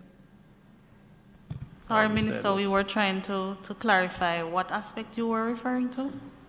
The information required, the Ashton Center for Health and Society is suggesting that Clause 25 and 26 doesn't go far enough and should require disclosure around the tobacco companies making political contributions and so on, or supporting lobbying activities. There are, I know that we have had discussion, and I'm speaking from the ministry's perspective, had discussion with Ashton Center, who they have done some research, not just in Jamaica, but in other jurisdictions where they have found that it happens elsewhere. However, consideration was taken at the time of the bill, the development of the bill, to what exists locally in terms of the reporting, the requirements in terms of government officials and disclosure for party contributions, and as such, that was not made a requirement here, based on my lobbies in the, I suspect the lobbies capital of the world is Washington, D.C. Are these persons, high-paying lawyers and so on, required to disclose that they represent X industry versus Y industry? Not Ashton Center. They are a WHO collaborating entity. No, I'm not suggesting that they are. I'm asking if the precedent. I'm asking if, because what they are claiming is that we should include in the bill the need for disclosure around who is a lobbyist for, who has been paid to lobby for the industry. And clearly, I mean, it happens. There's no doubt that it happens. And sometimes you're talking to people who may wear a particular cap, but they're serving quite a different purpose in terms of their lobbying efforts. Should there be full disclosure around that, for example? Yes, Mr. Stein. Thank you, Chair. The range of countries around the world, this is broader than tobacco, obviously. The range of countries around the world have debated this topic hotly for some time now. And there is precedent in a number of countries that I'm familiar with that require disclosure of lobbyists per se, that you have to formally declare that you are a lobbyist. I'm not familiar with any example where you have to declare which companies or interests you are particularly lobbying on behalf of. And as for the declaration of contributions, there is many precedent for that where any recipient of any donations does need to declare that in many countries. I'm familiar with that. Thank you. Sure. Yes, Mr. Edwards. Yeah, so within the region, we have examples such as Guyana, which is rather specific in terms of restrictions, in terms of reporting requirements for information relating to activities of tobacco companies. So for example, under the Tobacco Control Act, activities attempted or undertaken to influence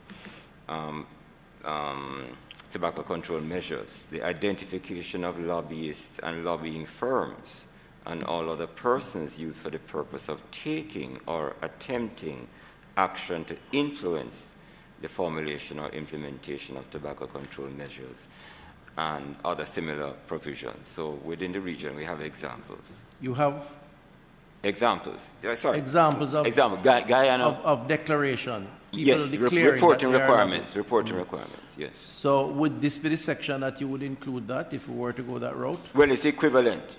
In Guyana, it's equivalent provision. Yes. Sure. Yes.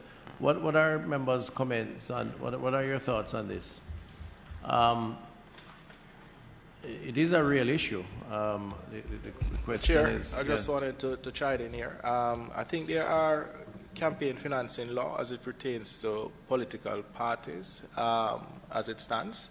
And the other, to my mind, is that we'll be expanding this particular bill if we try to include and encapsulate even lobbying, because then that brings up a whole different series of issues that we would have to interrogate quite intensely to ensure that we cover all the aspects of lobbying. Because again, there may be persons who are lobbying on behalf of an entity, but they are not willing to declare that they're doing so. They are silent lobbying, if you may. So I see it as a bit of an overreach, and in terms of the political contribution and activities, I think the campaign financing law would take that into consideration. That's how I look at it. Anybody else?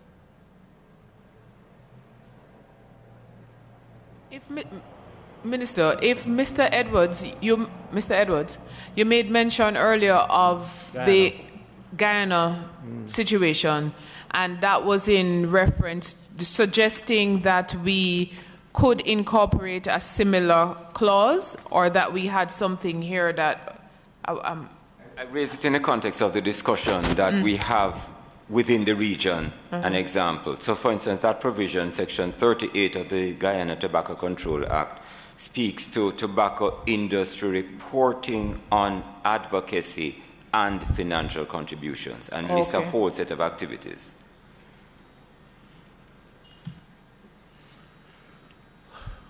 All right. So is there a consensus around adjusting to accommodate disclosure around that as part of the information required, or leave it as is, given that other laws address So these disclosure? two clauses are speaking to the products itself. Yes. Right? If we are to contemplate going in that arena, it would be a different clause itself. And so one has to be concerned about, putting in place a particular clause that is seeking to serve that purpose, and whether or not it is going to change the course of any other area within the legislation. So I believe we should focus on what is being said here, what is being asked here, and later on we can contemplate if that is required. What is being asked of, that type of information. But I wouldn't detain ourselves now in speaking to it. All right. Okay. Shall we move on then? I mean, there doesn't seem to be a very strong view about including it either. So let's proceed. All right. So I think that takes care of clause 25, and I see here now at 26. Clause 26, which deals with disclosure of product characteristics. And the comments were dealt with, actually it's almost included in the discussion around clause 25. Product cards should not be at the request of the minister, but requirement for operating. This is from the Psychiatric Association. Disclosure of product characteristics should not be at the request of a minister, but rather a requirement for operating. I believe that is the case, isn't that so? It's not just about the minister requiring it. It's part and parcel of the reporting arrangement. Yes. Chairman, if I may, it as stipulated here, disclosure of product characteristics at the request of the minister of manufacturer shall. Clause 26. It said should not be at the request of the minister, but rather a requirement of operating. Yes. It's at the request. What it currently states is it is at the request of the minister. No, but when you correct me if I'm mistaken, but when you file your report, isn't there a section there that deals with the product characteristics? 25, yes. 25. Yes, that's what I'm saying. But so, not in 26. But not in 26.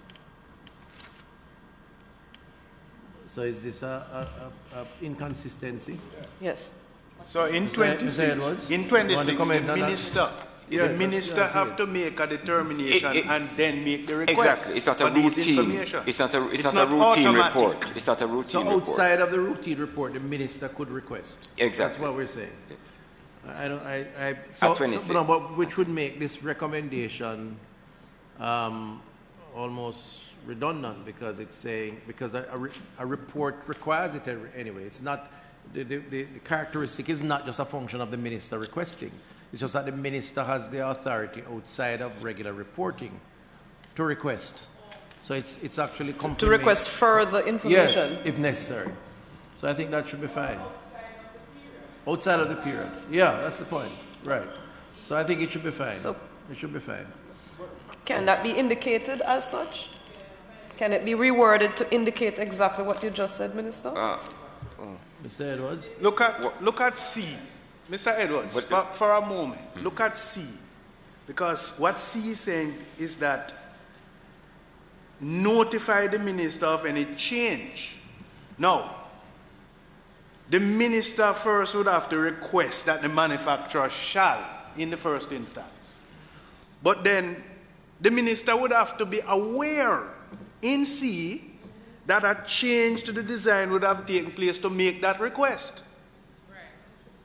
So if the minister don't know, and how the minister is going to know where the minister is going to make the request? So I'm really not clear in terms of what C is intended to do. So like my colleague here is saying that maybe 26C should be included in 25.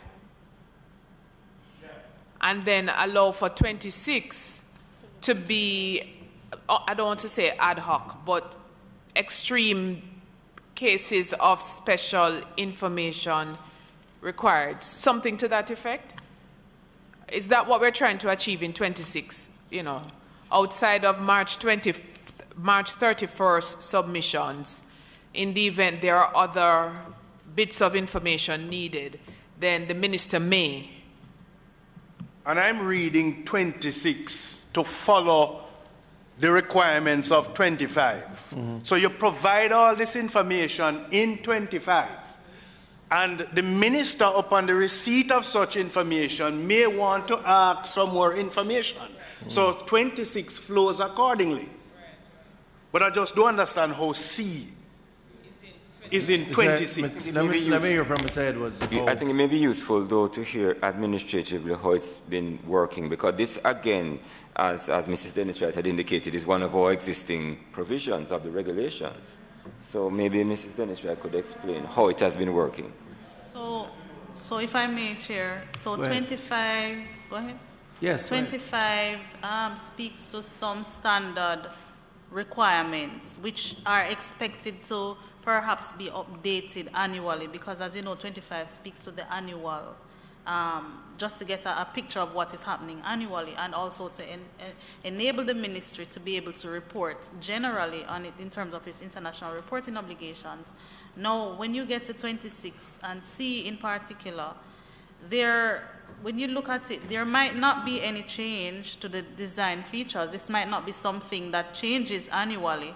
However, over time, you might have something like this, which is expected to be brought to the attention of the minister, or the minister might become aware of it, and then at that point in time, the minister may request it. So while 26 does put the minister in a position to ask this annually, it could be at any point in time. So I'm not sure if that addresses, okay. My concern is that if the minister don't know, Right. the minister was never made aware. Right. And so is there a demand, a requirement for the minister to, you change your design? You must tell the minister. Same as if in 25D about the constituents, the additives and the toxic constituents, you have to tell the minister. So in this case, if you change by a millimeter, you should inform. Consider this. Any company like this that is operating, this is not a small company, it's a big company operating a massive production. In the event of any product change, this is something that would go through a process and would be reported on in their annual reports that this is the intention to make changes to the product, or the plan and projections for the next 2 years or so. Coming out of the minister's reading, along with his technocrats, of the report, there could be a need for additional information about changes identified or recognized in the report. So now that I think about it, and based on what you're saying, because product changes in this line of business is not get up this morning and decide I'm going to make a change. It is something that is contemplated scientifically and otherwise, and as such would be the basis on which the minister would then say, and that's how the minister would know, Cavan. And then on that basis, provide me with the details of these plans. So now that it has been explained, I'm good with it as it is written. Okay, let me hear from Member Malahoo Ford. Thank you, Chairman. So, Clause 25 imposes an obligation, a reporting obligation on the manufacturer, importer, and exporter at a certain period. And then Clause 26 gives the minister the power to request information without specifying the time frame at which the information may be requested. Perhaps at 25, the information to be supplied could include any changes made between one reporting period and the next. So you place an obligation on them to specify, in respect of the category for which the information has to be provided, whether any change, material change, has been made between one reporting period and the next. And that would set the stage for what is to come, and a closer monitoring. Mr. Edwards, is that a clearer? It's reasonable, Chair, as a requirement. Reasonable sound mediocre, though. Well, is it that better? Is it that better? I didn't say not unreasonable. I said it's reasonable, Chair. You're not a man that works with exceptional and those It's things. important that we are clear about what we are seeking to do. The question is whether or not it achieves the objective. Exactly, and once we are clear what we're seeking to do, so you're prohibiting something, you're imposing reporting requirements, you want to know what changes have been made so that an assessment can be done if the change is detrimental, harmful. All right, Mr. Edwards. Well, except though, Chair, this is specifically therefore speaking to design features, because that's the focus of 26, design features. So we want a disclosure of any change in relation to design features, not dependent on the minister's request, but routinely. Yeah, outside of the requesting, if there are changes, there should be a sort of automatic obligation. Automatic obligation. Well, that's really what we're trying to do. Let me just say that I default to a position in not making things too burdensome and cumbersome for people to comply with. And so if you are imposing a reporting obligation at a time frame then why not let them supply the information at that time frame, since the minister is going to be empowered to request information at other time? If there is nothing that this parliament must achieve, is ensuring a common sense approach to the law that we pass, and also making sure that compliance steps can be easily taken. And so it's easier to comply than to breach the law. And we have taken care during these deliberations to ensure that we do not overreach. I think I've mentioned that several times, and that whatever we prescribe is enforceable. And there's clarity. So I think we're right on track there with you, Madam Minister. All right, so Mr. Edwards, you're going to recraft that along with the many other things that you're going to be doing. You and your team, so make a note, and let's move on, because I think we're really doing nicely here. Then I move now to item 27. And item 27,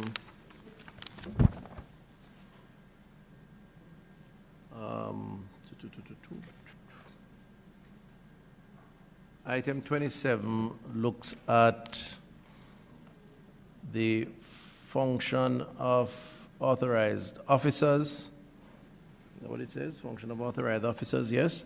And then the Psychological Society, Jamaica Psychological Society, there's no recommended number of inspections per year.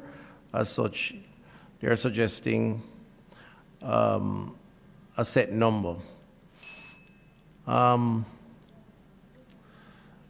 What do we say about that? How does it work now, Minister? You mean the inspection of these facilities? What is the sort of general approach, Ms. Dennis Wright? So, Minister,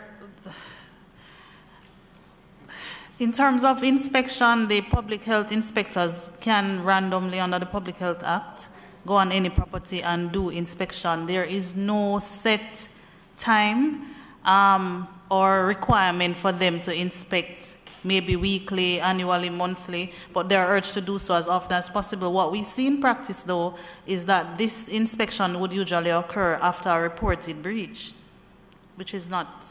Right. Which could be a function of lack of personnel. Personnel, normally. So it's not a situation where it's like a spot check.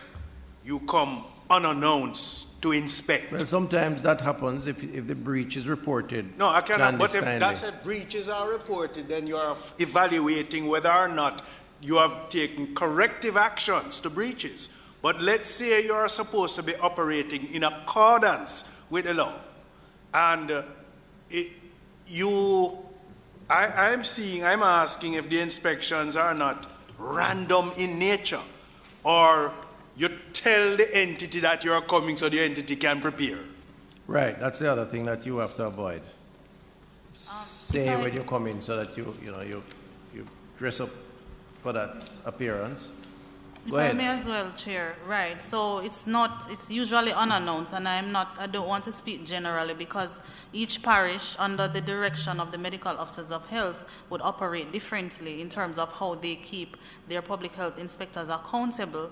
But usually there is training annually and as often as possible. I want to make mention, however, of hotel and other facilities. So usually there is a system in place for renewal of maybe licenses, operational, whatever those standards are. And even though they may be looking to go and do their checks in terms of what those standards of approval are, this is also a part of what they will be looking for. Yes, so they would also bear in mind what is required under the existing Public Health Act, the regulations under the Public Health Act. Minister, I note the recommendation made by the Jamaica Psychological Society about specifying the number of inspections, but I'm not certain that would be practical. I know that it works right now under the Tourist Board Act and how to get your license. They have their inspections, and breaches are managed accordingly in tourism entities, and I believe it works as far as I understand, and very strict. And like you say, there's random. There's each parish operates in their way, but there are random inspections that are possible under the Public Health Act. To get to a place where we specify, or based on this proposal, to specify a certain number, we might not have the resources to handle that, even if with the best of intentions. So I'm not sure we'll be able to really contemplate this just now. The inspections that are applied to like hotels and so on, are those random, unspecified in terms of numbers? I think it's or both. Number of time per year, or is it a requirement per year or per month or per what? From what I recall currently, there are some random checks, and there is also the annual check in order to ensure that the certification and so on. There are also some entities under the Public Health Act that require annual renewal of licenses, some facilities, beauticians, barbers, and those establishments. So that check There would is be an done issue as of well. personnel that is a challenge, and again, to enforcement is going to be a big issue. But Mr. Stein, you had a comment? Thank you. I just would like to take the opportunity to calibrate ourselves on this matter, because I think that we may, by listening to the conversation, be focused on the certain type of inspection of manufacturers, as an example. Whereas I want to remember the conversation yesterday, which was focusing on issues of sale to children. And so I want to remind us that when we're talking about the types of inspections that we're talking about under this particular area, that a lot of the required efforts would actually be looking at point of sale.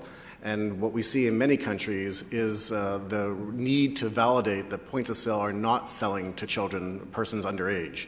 And so I want to make sure that we're calibrated when we're thinking what type of inspections that we're referring to, that is a broader version, especially focused on the range of different points in the chain. Thank you. In some jurisdictions, they do things like mystery shoppers and that sort of thing. So if maybe one of the things that we need to do is to make provisions for a kind of enforcement that widens the definition, if you will, of inspection, in keeping with what Mr. Stein is saying. So you allow for a more flexible approach, but achieving the same objective, to ensure that the rules are being complied with, you know, and I know that there are ways to do that. I mean, you could, you know, asking for an ID, for example, before you sell to someone that you, I mean, even at my age and aged looks, if I'm in the U.S. and I want to buy a beer, I'm asked to show an ID. And I say, okay, fine, and I, you know, show a few gray strands, but still have to show the ID, right, that I'm over age, and I think we have to get into that. No, but seriously, I think, Mr. Edwards, is there a way to do that? Okay. Huh? You'd almost have to have a cadre because of... what I worry about, let me tell you why I'm preferring this. If you mandate numbers of inspections per year, you're going to run into enforcement issues, because it is very difficult. So what you have to do, I think, is make more flexible the approach to monitoring, and perhaps use a demonstration effect to keep people in line, because you're not going to be able to go to everybody. So that's what I'm asking, if we can assess that. Is that acceptable? I see you shaking your head, but I don't hear any confirmation. Say, I'm so sorry, Chair. What the question was? oh, you didn't hear the question? Yeah. Oh, Lord, I was beating up my gum all this time, and you never heard? I thought that's what you were consulting on. No? Something else? No. We were asking if it's acceptable, but is it that we weren't sure if a change is being requested in the law? No, no. The suggestion was made around how we configure the clause to allow for a kind of broader approach to inspection and monitoring, so that it could include things like, you know, whether mystery shoppers and so on, who would go in and see if they are complying with the rules, you know, asking for an ID, not selling to underage kids, that kind of thing. rather than to specify 2 inspections a year or 1 inspection per year, which may put you into a personal issue. You understand what I'm saying? Yeah. So, whether it will be deserved to have all that detail in terms of the type of inspection. Let me hear what MP.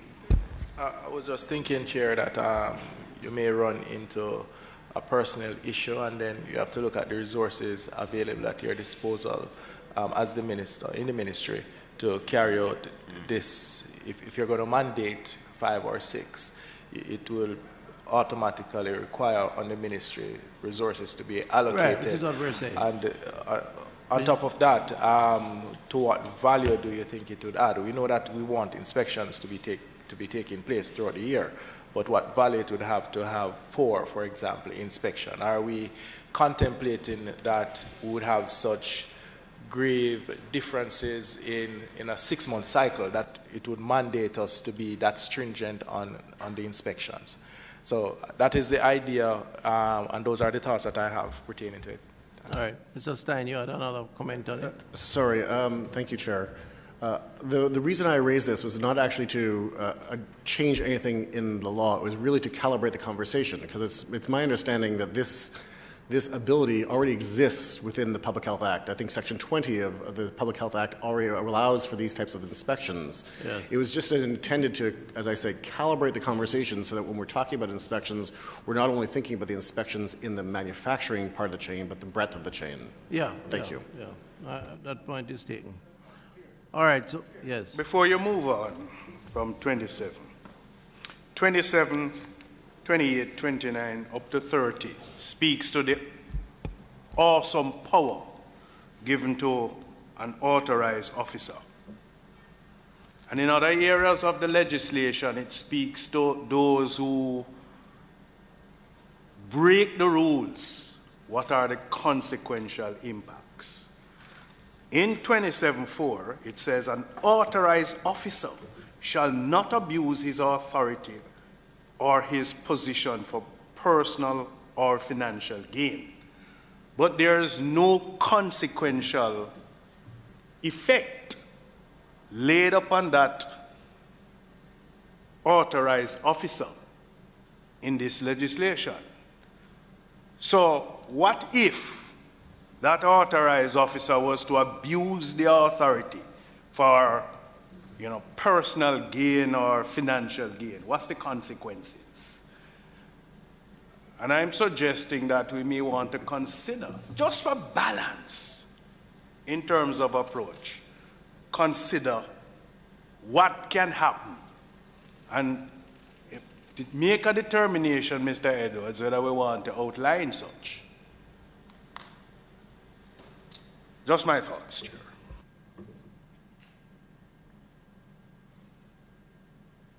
Mr. Edwards? It brings us back to the category of persons who would be authorized officers, because I dare say they would each of them would fall under disciplinary or rules that would relate to how they conduct themselves in carrying out their duties. I don't know that we need to make new provision in this law, because we're talking about members of the police force, customs officers, medical officer, health, public health officers, members of the Jamaica Defense Force. So, I mean, it's sending a signal that they should not abuse their authority for personal or financial gain. But you have the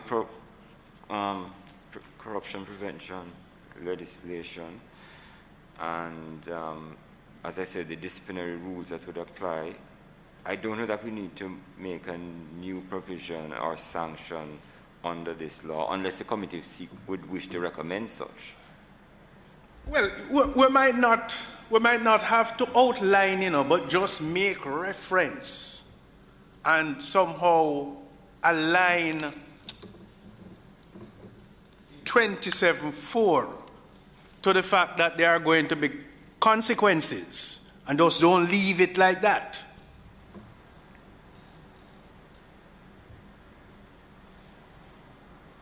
And the fact that we have it there is why we're discussing it. No, Sorry? The fact that we have this provision here, yes, is why we're discussing it, and it raises a question as to if we did not have this provision, what would we lose? Because we already have these requirements in terms of non-abuse of authority. It's really a restatement of the current obligations of these officers. Yeah, I think it really is a restatement. I mean, what else are you adding by making that statement? What additional? Well, what he's saying is that 27.4 is, in my mind, just a reminder. Pretty much. But a reinforcement would, add something else to it. Just. All right, may just take up more people. No, I'm not about taking up more paper, not Chair. I see Mrs. Dennis, right.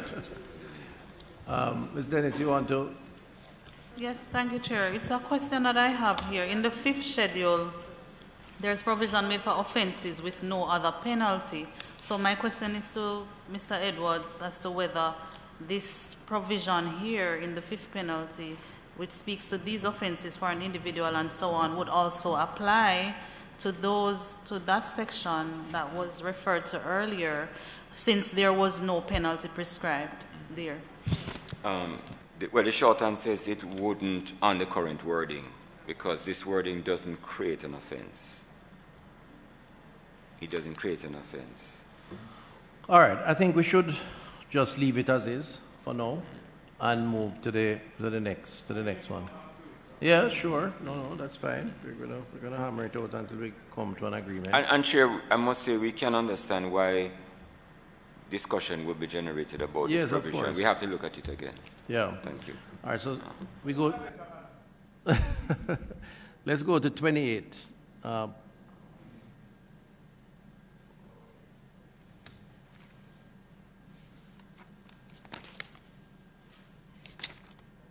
Power of authorized officers, and there's something here from Carreras. Their concern here with clause 28 is the extent to which information can be gleaned from an inspection and the wide scope of the officers to gather information, take pictures and so on, and whether or not that is a breach of their confidential information. I think the general thread going through the discussion on the bill is that the transparency of it is important to the process. So I'm not sure that the request is in keeping with the general approach. I don't know if anybody wants to comment on that, but I'm inclined to just continue as is. Chair, Yes. and I want to direct it to Mr. Steins. Specifically with this act, I'm pretty sure there are intellectual property that is involved and other issues around. I think Member Gale mentioned it earlier, around secrecy and, composition of product, and of course, which leads into marketing, etc. I wanted to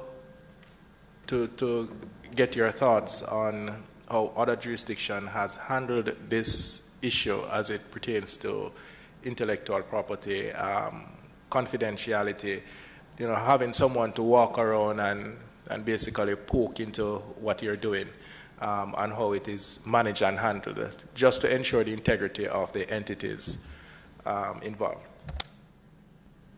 If I may, Chair? Yes, please. In this case, in an unusual circumstance, I will actually quote the comments from Carreras itself. They had note in this particular piece that's essential for the persons are duly qualified and trained to effectively carry out their function. And so therefore, what we see in this proposal, as we see around the world in all jurisdictions, is that this matter is held with the level of confidence that we have in the persons that are trained to undertake their function.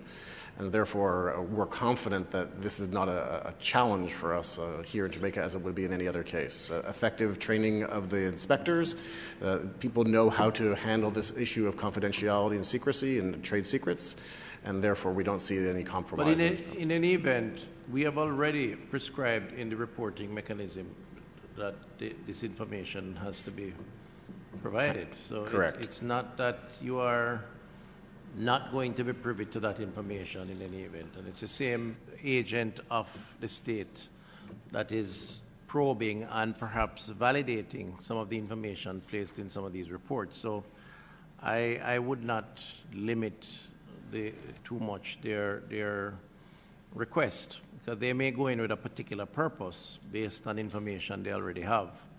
So I think it's important for the enforcement. So I wouldn't accept the recommended change. That's my view. Wasn't suggesting any changes, Chair. Was just trying to find out how other jurisdiction has managed, No, I agree. whether That's there fine. are breaches or how the information is managed. That's all. Okay. All right. So can we move on then to clause 31, which is the next set of comments. Yeah, 31. Okay. And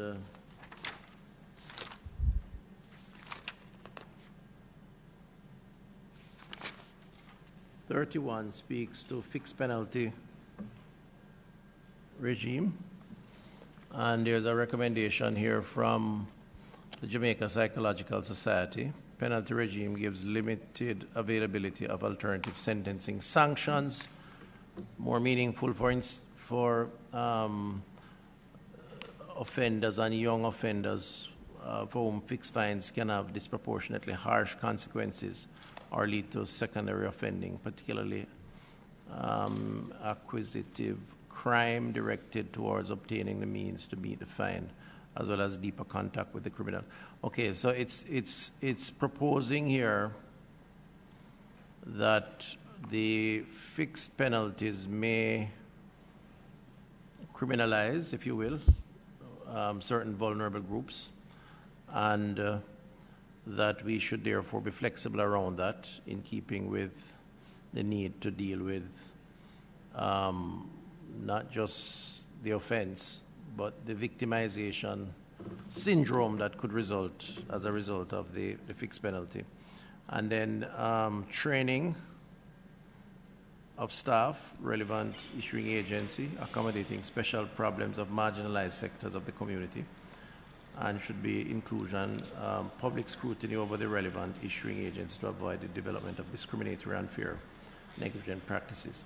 All right, so these are three fairly substantial points that I think needs a little ventilation, because on the face of it, we approach these things in a way, if we're not careful, we don't see the root causes and the impact that can result from taking some of these actions. We just see the sort of surface offense that is created. What say members? Chairman? Minister, go ahead.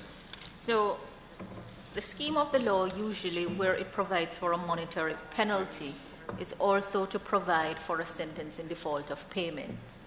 And traditionally, that would be a period of imprisonment in default of payment. In the jurisdiction, we have done some creative reforms which apply generally, and so it is not automatic that a penalty of imprisonment applies in default of payment of a fixed penalty, which is a monetary penalty. So that is the mitigating factor in this case. But I think there are other concerns around fixed penalty that we have to address generally. But it should be understood that in the Jamaican jurisdiction, there are other creative options, including community service order and that perhaps may be quite appropriate in some of the cases here. So are you proposing that we're guided by that then, and review what is prescribed here, Madam Minister? Well, Chairman, what is the ask? That you should do away with the fixed penalty? The fixed penalty, fixed penalty regime is a less egregious regime than an outright criminalization, because what it is really saying is a third plea, nolo contendere. I'm not contesting it, and so I do not get a criminal conviction at the end of the day.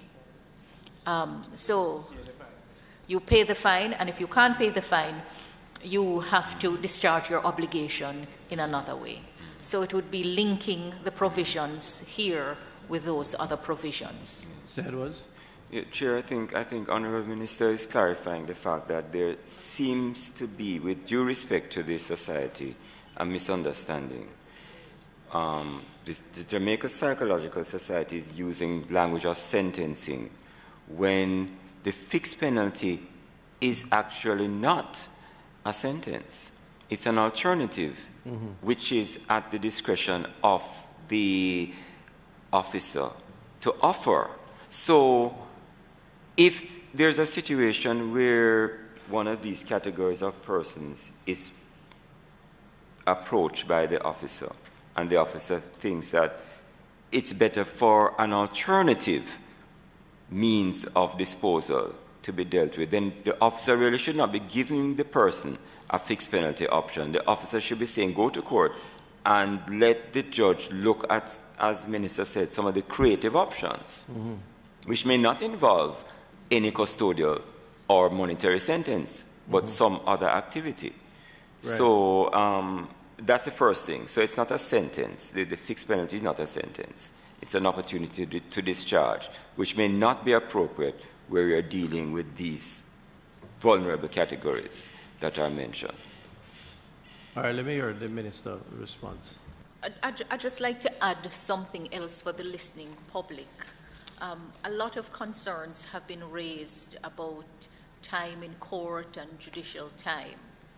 And I hardly ever hear the other side of the argument that where the law imposes obligations and sets out how a breach of those obligations is to be discharged, there has to be due process.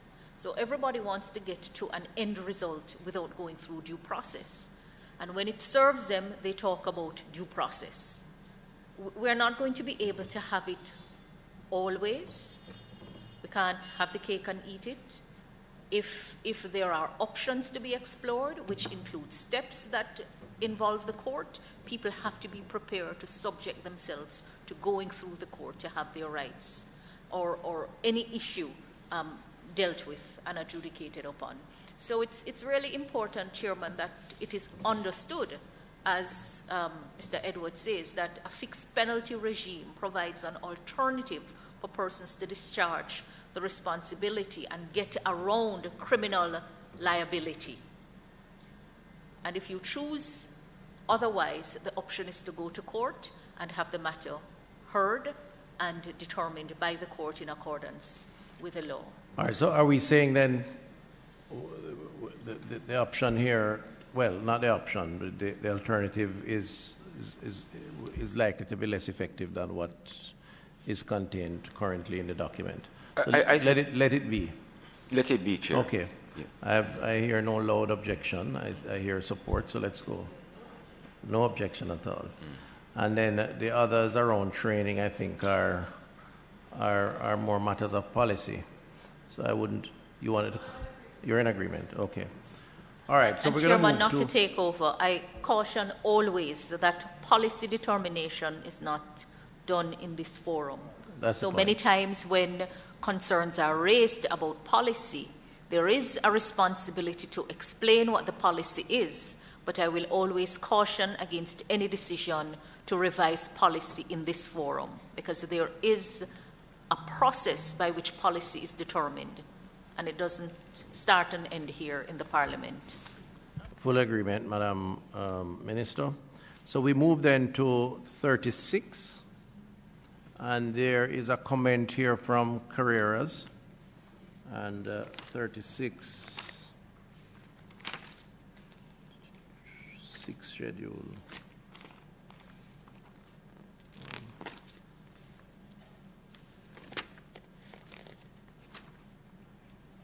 Is dealing with transitional.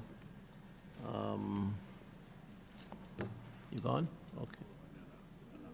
All right. I'm very thirsty, Senator. Can you take us some water, please? All right. We understand. So the Carrera's recommendation, tobacco control policies can have a significant impact on the way Carrera's Limited manufacture, distribute, sell. Company oversees an expansive multinational network. 12 months fully comply with all provisions outlined in the bill. Okay, so it's asking for a 12-month transition. And we're offering in the bill a 6-month transition. Is there any sympathy for that request? Any comments? Chair? No? Why would you say that? It's a trade. It's not a money. Oh, okay. Yes. Yeah, Chair. I think the allowance will be given by the fact that there is provision for commencement on order of the minister. So this law would not come into operation immediately upon passage. Right. So there could be some consideration of the fact that this transitional period applies after the law comes into force. So if the law, for instance, came into force on the 1st of October, was passed on the 1st of October, but did not actually come into force until the 1st of January, then it would be 6 months from the 1st of January. So unless the committee wants to recommend a new transitional period, I think between the time of commencement and enactment, there'll be enough time for transition. Yeah. So you're saying that the normal course for when changes of this nature are made and for companies or entities to comply, you can use the date of it coming into effect? As a preparation period. As a preparation period, so... Because not every law has this delayed commencement. Some laws, most laws come into operation immediately upon enactment. But this has a delay embedded in it? It has a delay. What is the delay? 6 months. Oh, so the... No, not 6 months. Sorry, Minister. It's the delay is the fact that it comes into operation when the minister determines, not simply when it's passed. Okay. But this minister may want it the same day. I have a feeling. Well, I mean... So them requesting 6 months must be, 12 months instead of 6 must be based on the fact that the assumption is that the law comes into effect on day 1 and they have 6 months or 12. You start on day 1. So it's not assuming that there is a delay. Well, we assume that Carreras, with their expertise and information, are aware that there is a provision for this delayed commencement. Section 1.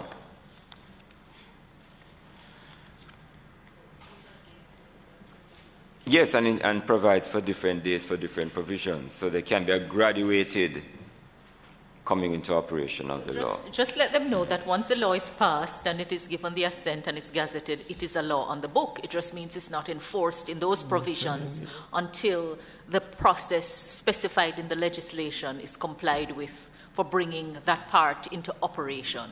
But the law, once passed and gone through the stages, is a law on the statute book. Is a law, yes. but the 6 months is from the date of commencement, right. not, yes. Mm-hmm.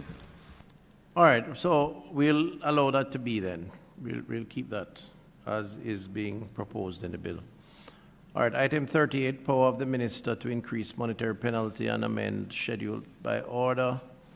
The WHO has a recommendation here proposing to change clause 38 so that the ministry can only modify health warnings sets, images, but not the entire first schedule. And so it would read, the minister may by order, subject to affirmative resolution, amend the first schedule, parts 3 and 4, third schedule, fourth schedule, etc., etc. What say you about that change, Mr. Edwards? Does it do any injury to what is there? Well, it's placing a restriction on the power. Yes, on the power. Chair, it would be useful to just get justification from the proposer again. Okay. Yes. Ms. Dennis Wright. WHO. Let me just hear from Ms. Dennis Wright and Mr. Stein. What was the justification for this? Is it that you don't trust the holder of the office and they may actually relax the guidelines? I mean, holder meaning me or some future minister. That's how it comes across. No, the thinking behind the proposal is to allow for new health warnings. So over time, so right now there is a set of health warnings, although there's a rotational period. Over time it becomes not fresh.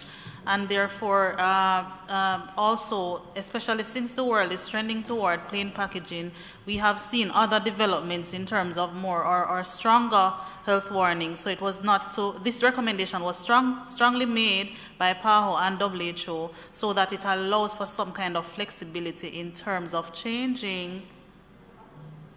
Isn't it the other way around? Yeah, no. The question though is that the proposal here is that the power to change be restricted, the power of the minister be restricted to only the labeling. To not changing the health warning? Yes, that's what is being proposed.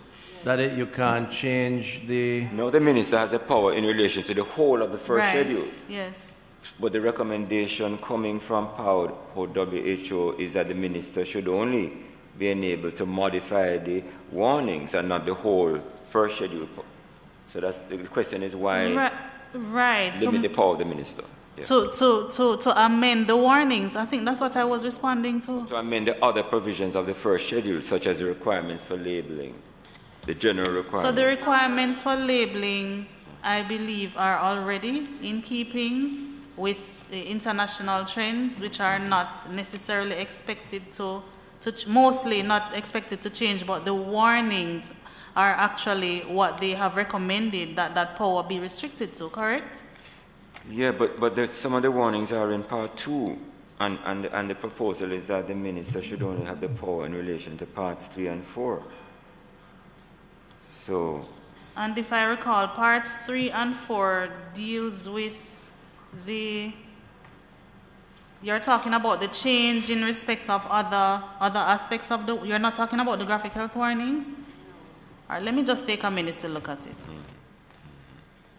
In the meantime, just to explain that the provision delegating power to a minister to amend monetary penalty is a practical tool that we have been using because inflation erodes the value of money. And so when penalties are set at a particular stage, that should be sufficiently punitive and to properly achieve the aims of sentencing. With the passage of time, they may become less effective, and I think we have many examples on the book. And unfortunately, we have not been able to do the reform and revision work in as timely a manner to ensure that the penalties remain effective.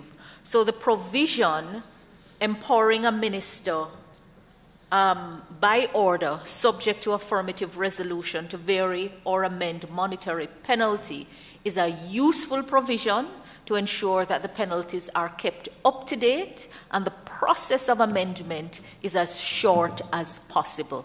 It still has parliamentary oversight.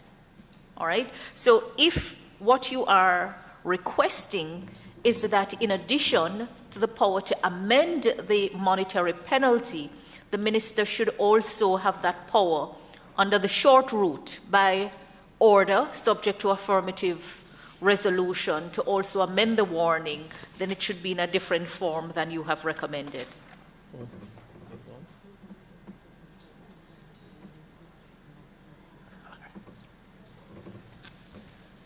Minister, I think So, I think WHO report, the yes, PAHO go ahead, rep Mr. wants to Stein. respond.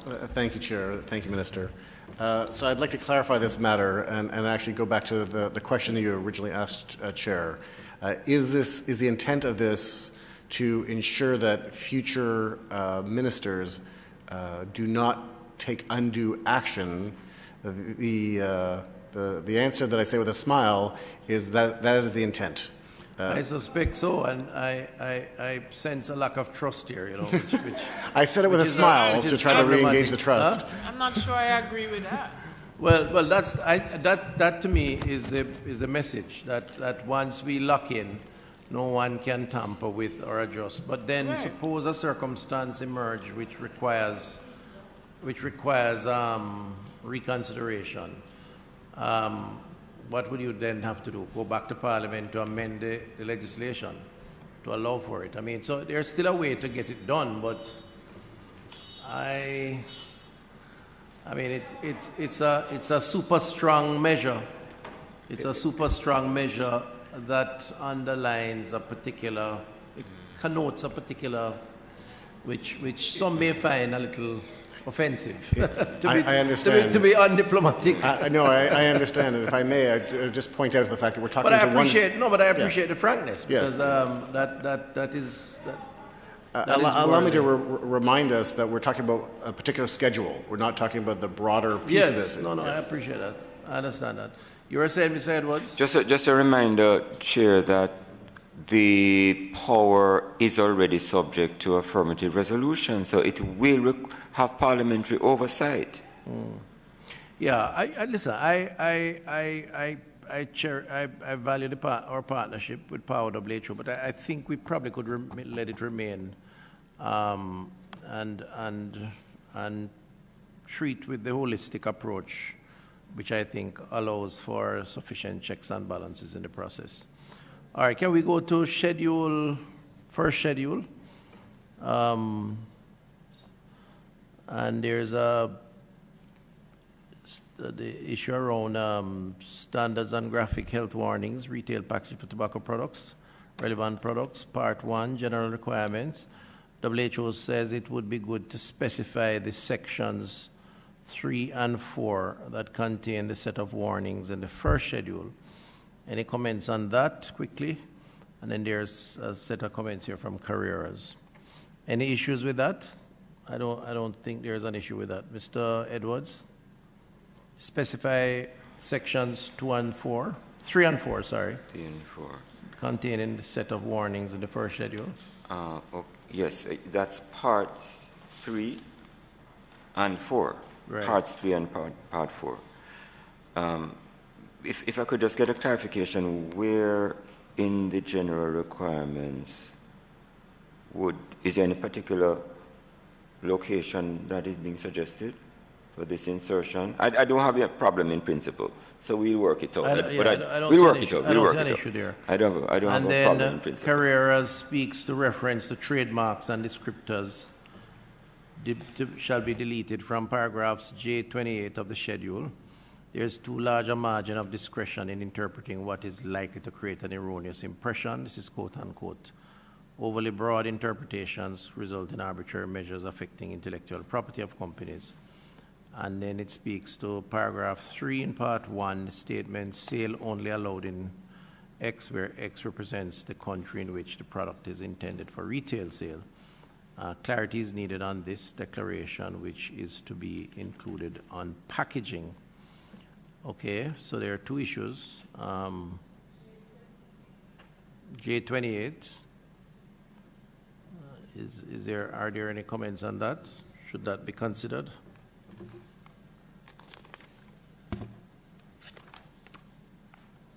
Anybody? If no comments, Minister, then we proceed. Huh? I just want to mention that the current provisions are in the existing regulations, and that is also in keeping with the international standards, right. The benchmark in respect of these, so that there is no attempt, or so that there's no action that is deemed contrary by the industry, and they wouldn't be taking advantage of this. So right. So yes, I'd be inclined to to hold on that. And what about the second point, the need for clarity in terms of the country allowed to sell in? Isn't this standard also? It is standard, isn't it? Yeah, so I wouldn't trouble that. You know, Minister, I'm sorry. Yes. I'm trying to appreciate what the concern raised by careers here in J28.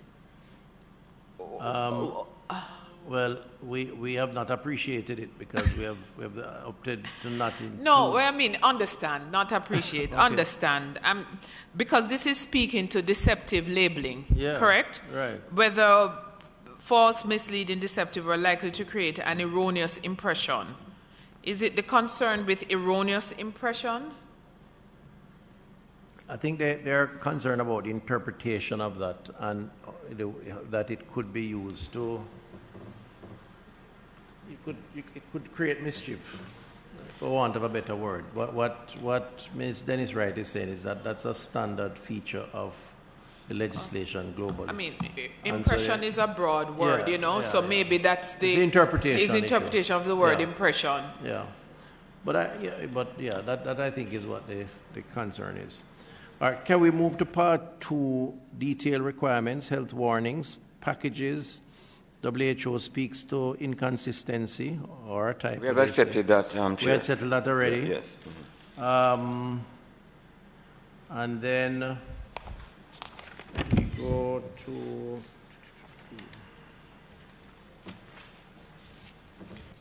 We have these comments were dealt with. This is the second schedule, Chairman. Oh, second, right. Right. All right, and then we're on the final page, right?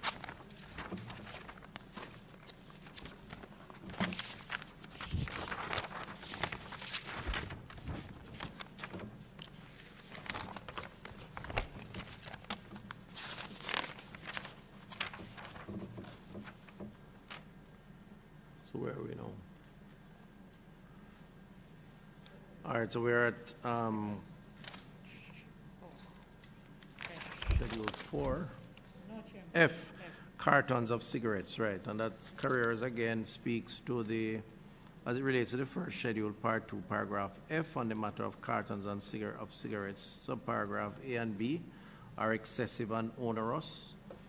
And then in respect of subparagraph F, comments are the same as right. So they're speaking about the. Well, did we speak to this earlier? Not specifically, Chair. Not specifically. You want to comment on that? Anybody?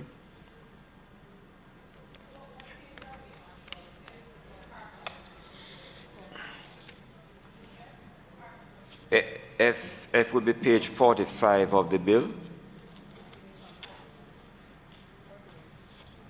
Page 45. My broad comment here is that these comments are in relation to existing requirements. Isn't that so? Yeah, these are existing under the law. So they're commenting about existing requirements with a view to try to change what already is required. So are you saying, Mr. Edwards, that currently on a pack of cigarettes, health warnings are in fact depicted on all 6 sides of the carton? Yes. And each carton shall depict at least 3 health warnings? No, I just want to be very clear, you know. And but currently we are at 60% of the entire package, and we're proposing 80. Right. But what is here, 22 A and B currently exist. So there are issues that they would want this to be reduced, in essence. Exactly. All right, so we move on from there. Huh? No, it's not. It's not. All right, and then we go to schedule, second schedule, which is, yes. Chair, just wanted to go back to Mr. Steins, because just to follow up from yesterday's discussion about the the 60% to 80% where I had made a query. They said that it's going to be prepared. Oh, it's going to be prepared. All right, thank you. Okay. Notice I have your back. Well, all right. Then we go to second schedule. No, Chair? Yes? There was an intervention by the JPA for Schedule 1 with respect to... Oh, sorry, no, it's the second schedule. Yeah, second schedule. My apologies. So we're talking about now places where smoking Correct. or holding lit or electronic tobacco products or relevant products is prohibited, and JPA has that recommendation. Existing list is not exhaustive enough, and the list should either be expanded or include publicly accessed spaces except in designated smoking areas. I think there's a task that you have around this, yes. Right, the so scope of places where smoking should be hopefully restricted. when we meet yes. again, we will refine that and address that particular concern. Is that okay? All right. And so we go then to fourth schedule, and there is indicative list of forms, media, means of tobacco advertising, promotion, sponsorship prohibited under the Act, and Carrera's comments are here. You know, the bill introduced provision with the intent of banning tobacco restrictions, forms of tobacco product advertising. So it's really challenging the free trade, on the free trade principle, which I think we have concluded on, haven't we? I don't think there's any comment to be made there because it's the same thing. It's the same thing. And then we go to fourth schedule. Well, no, this is Jamie, and they have a comment around provisions really restricted business relations with wholesalers. Same issue again that we spent some time deliberating on. So I guess we are doing some further follow-up on that, but I think we've agreed on that. And in the memorandum of objects and reasons, last line of the first paragraph, this is coming from the JPA, which reads, promotion of tobacco products and relevant products and smoking generally should be adjusted to read promotion of tobacco products and relevant products and smoking tobacco containing products generally. So they're making a recommended change. Mr. Edwards, is there any necessity for that change? Your opinion? Sarge, I'm just trying to get my head around this. The last line. That would be it, right? Promotion of tobacco products and relevant products.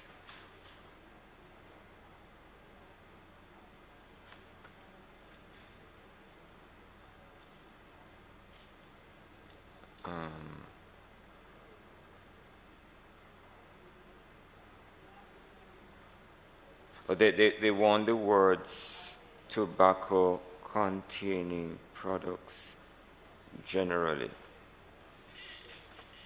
Sorry, Chair, we're looking at the Jamaica Manufacturers and Exporters Association.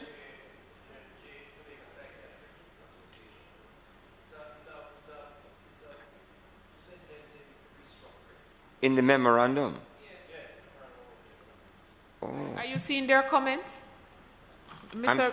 I'm seeing a comment in the memorandum. Yeah, okay.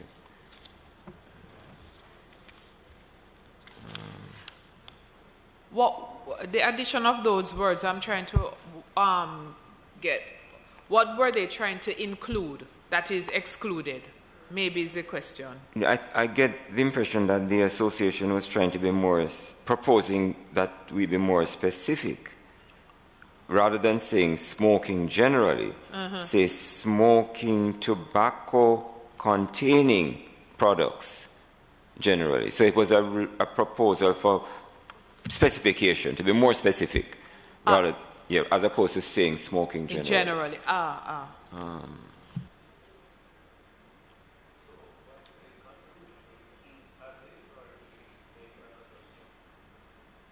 Well, I think it's accurate as it is. Because the smoking generally, I think it was one of the backgrounds to this. Yeah. Let's keep it.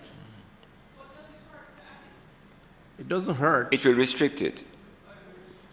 Yeah, because smoking generally is much more than just tobacco-containing products. All right, let's keep it.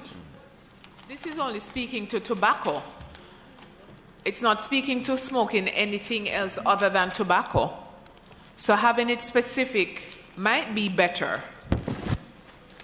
Because I remember at one point we were talking about marijuana, and then I think it was the students who had raised some questions about marijuana, and we told them that this bill was not seeking to address those issues, that it was tobacco only. So maybe the inclusion of the tobacco-containing products might be to our benefit here. But if we say tobacco-containing products through you, Chair, to Senator Allen, then we'd have to say related products, because we're not only dealing with because tobacco. we're also dealing with the ends and all of that, and we want to be able to capture that in here, wouldn't we? Yes, we would. Yes, so I think in addition to the tobacco containing, we must say and related products or something to that effect to capture ends. Mr. Edwards? Unless you say advertising and promotion and smoking off. I will leave it to you to fine-tune, but I think there's general benefit to considering what is proposed here, and to add to that proposal, to make sure we incorporate ends.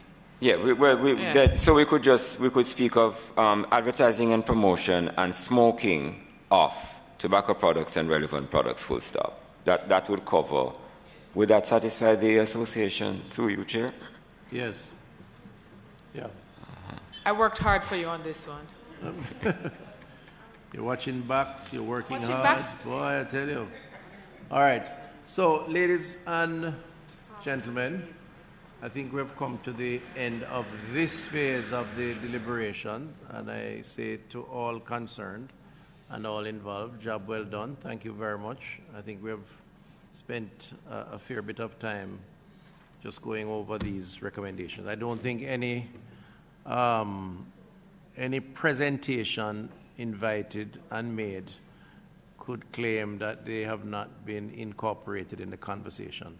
And so this is truly a consultative process, and I think it's important to note for the record, because we have one big step ahead, which is the debate, and then the public education, and let it not be said that we did not engage, listen, deliberate, and respond, and then conclude.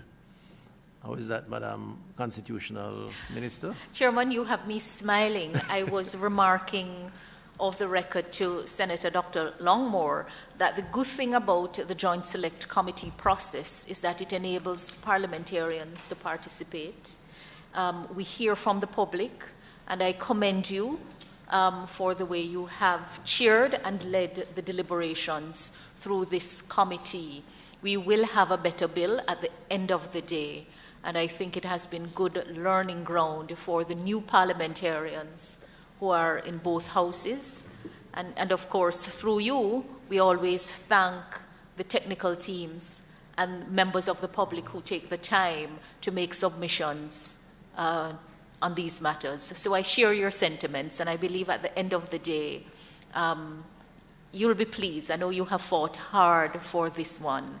And, you know, it's a subject that can be unpopular in certain quarters, but your passion for improving health and bringing healthier lifestyle and public health in generally is to be commended. Thank you very much, Member, Minister. And, of course, this is a team effort, so I want to thank the other members of the committee who have been equally diligent about this. So where we are now is that I am proposing 2 final sessions. One session to deal with the many corrections, or Mr. Edwards, you have about 8 or 9 things to, yes. Sorry, Minister, I know that you've passed it, but we realize that Clause 38 does not refer to the second schedule. So the Minister does not have the power to amend the second schedule, which lists the facilities for which the tobacco products would be restricted. I'm not sure if it was intended that Section 12 should have contained a general power on the minister's part to expand the facilities set out there, but we've been looking through it and we're not seeing it. And I would think that it would be important for the minister to be able to expand the categories, certainly, in so where would that be lodged? Where would that be placed? It is Section 38 that gives the minister the power to amend the schedules, and it excludes the second. You want to know what page the second schedule is on? I'm not sure. Page 49. Page 49. Yeah. Okay. Yeah, okay, that's a good point. So let's make a note of that then, and Mr. Edwards, just add that to your, how many comments you and your team will have to, which is what I was saying. Thank you for that intervention. Ms. Wilkins, your name? Ms. Wilkins from the Law Reform Department of the Ministry of Legal and Constitutional Affairs. I can't make out the Wilkins. You need to pull back your name tag from the chair. Right. She's a Director of Legal Reform. Okay, thank you, Madam Minister. So, Mr. Edwards, what I'm proposing, colleagues, is that we have a session, the next session, and I have some dates here, that will take us through all the amendments, the corrections, the wording. And so Mr. Edwards will kind of lead that. You will have enough time between now and the end of this month to complete that with his team. And then we would have signed off. And then a final to review the report. That would be tabled, right? Is that an acceptable approach? Firstly, that is, okay. And then we have some dates here. We have June 2nd, 9th, 16th, 23rd, and 30th. I'm hoping we don't go anywhere close to June 23rd. So I'm hoping that those two sessions... I'm unavailable on the 2nd, and I would... So I'm hoping we can take the 2nd and maybe the 9th. I'm sorry, I'm unavailable on the 2nd, and I'd really like to participate, Minister. Okay. So I would say then the 9th and the 16th. Yes. Can we try and accommodate each Minister, other? may I suggest that I think the next stage is to prepare the draft report. And we have a stage before. Oh, I see. We have about, I would say about 10, 12 matters just for corrections and so on. But just to say that between the last meeting and the signing off on the report, just to enable members enough time to read it through. Yes. So the recommendations that go to the Parliament are in keeping with the deliberation. Yeah, fair enough. It's just that those corrections are going to have to be contained in the report. So the quicker we get that next session, then the easier it is for us. So I am seeing then, in consideration for Senator Allen's participation, I am seeing the 9th and the 16th as the most practical time. Chairman? Yes, Senator Golden. Chairman, is it that the draft report will be circulated prior to the next sitting?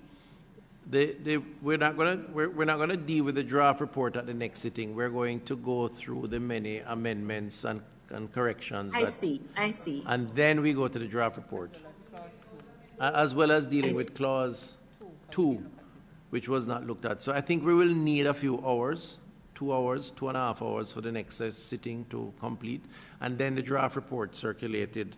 If we can begin to prepare that, that would help, so that if we do it on the 9th, by the 11th it is circulated, so persons would have 4 or 5 days to review before we come back to a meeting. Because I do agree with you that we should pre-circulate so that we get a chance to review. So when we come together, we would have had any concerns can be raised. That's my concern, yes. Yeah, thank you. I agree. So can we say then the 9th, June 9th, what day is that? You have at 2 p.m. Did and member June 16th guy at 2 p.m. Both at 2 p.m. Yes. Ms. Brandon, Minister, did member guy mention usually of an issue with Thursdays? Was it third Thursday, or I don't remember what he had put on record from we started. Huh? I don't recall him. I would have to check. We'd have to check. Which the Thursdays generally? Some Thursdays. The only other option would be the 23rd and 30th. Which is also a Thursday. 10 a.m. Unfortunately, the Parliament schedule is hectic, and we really need to finish this within June. You'd make at least 1 year. We really need to finish this before the end of June. The 9th and the 16th. Hold on.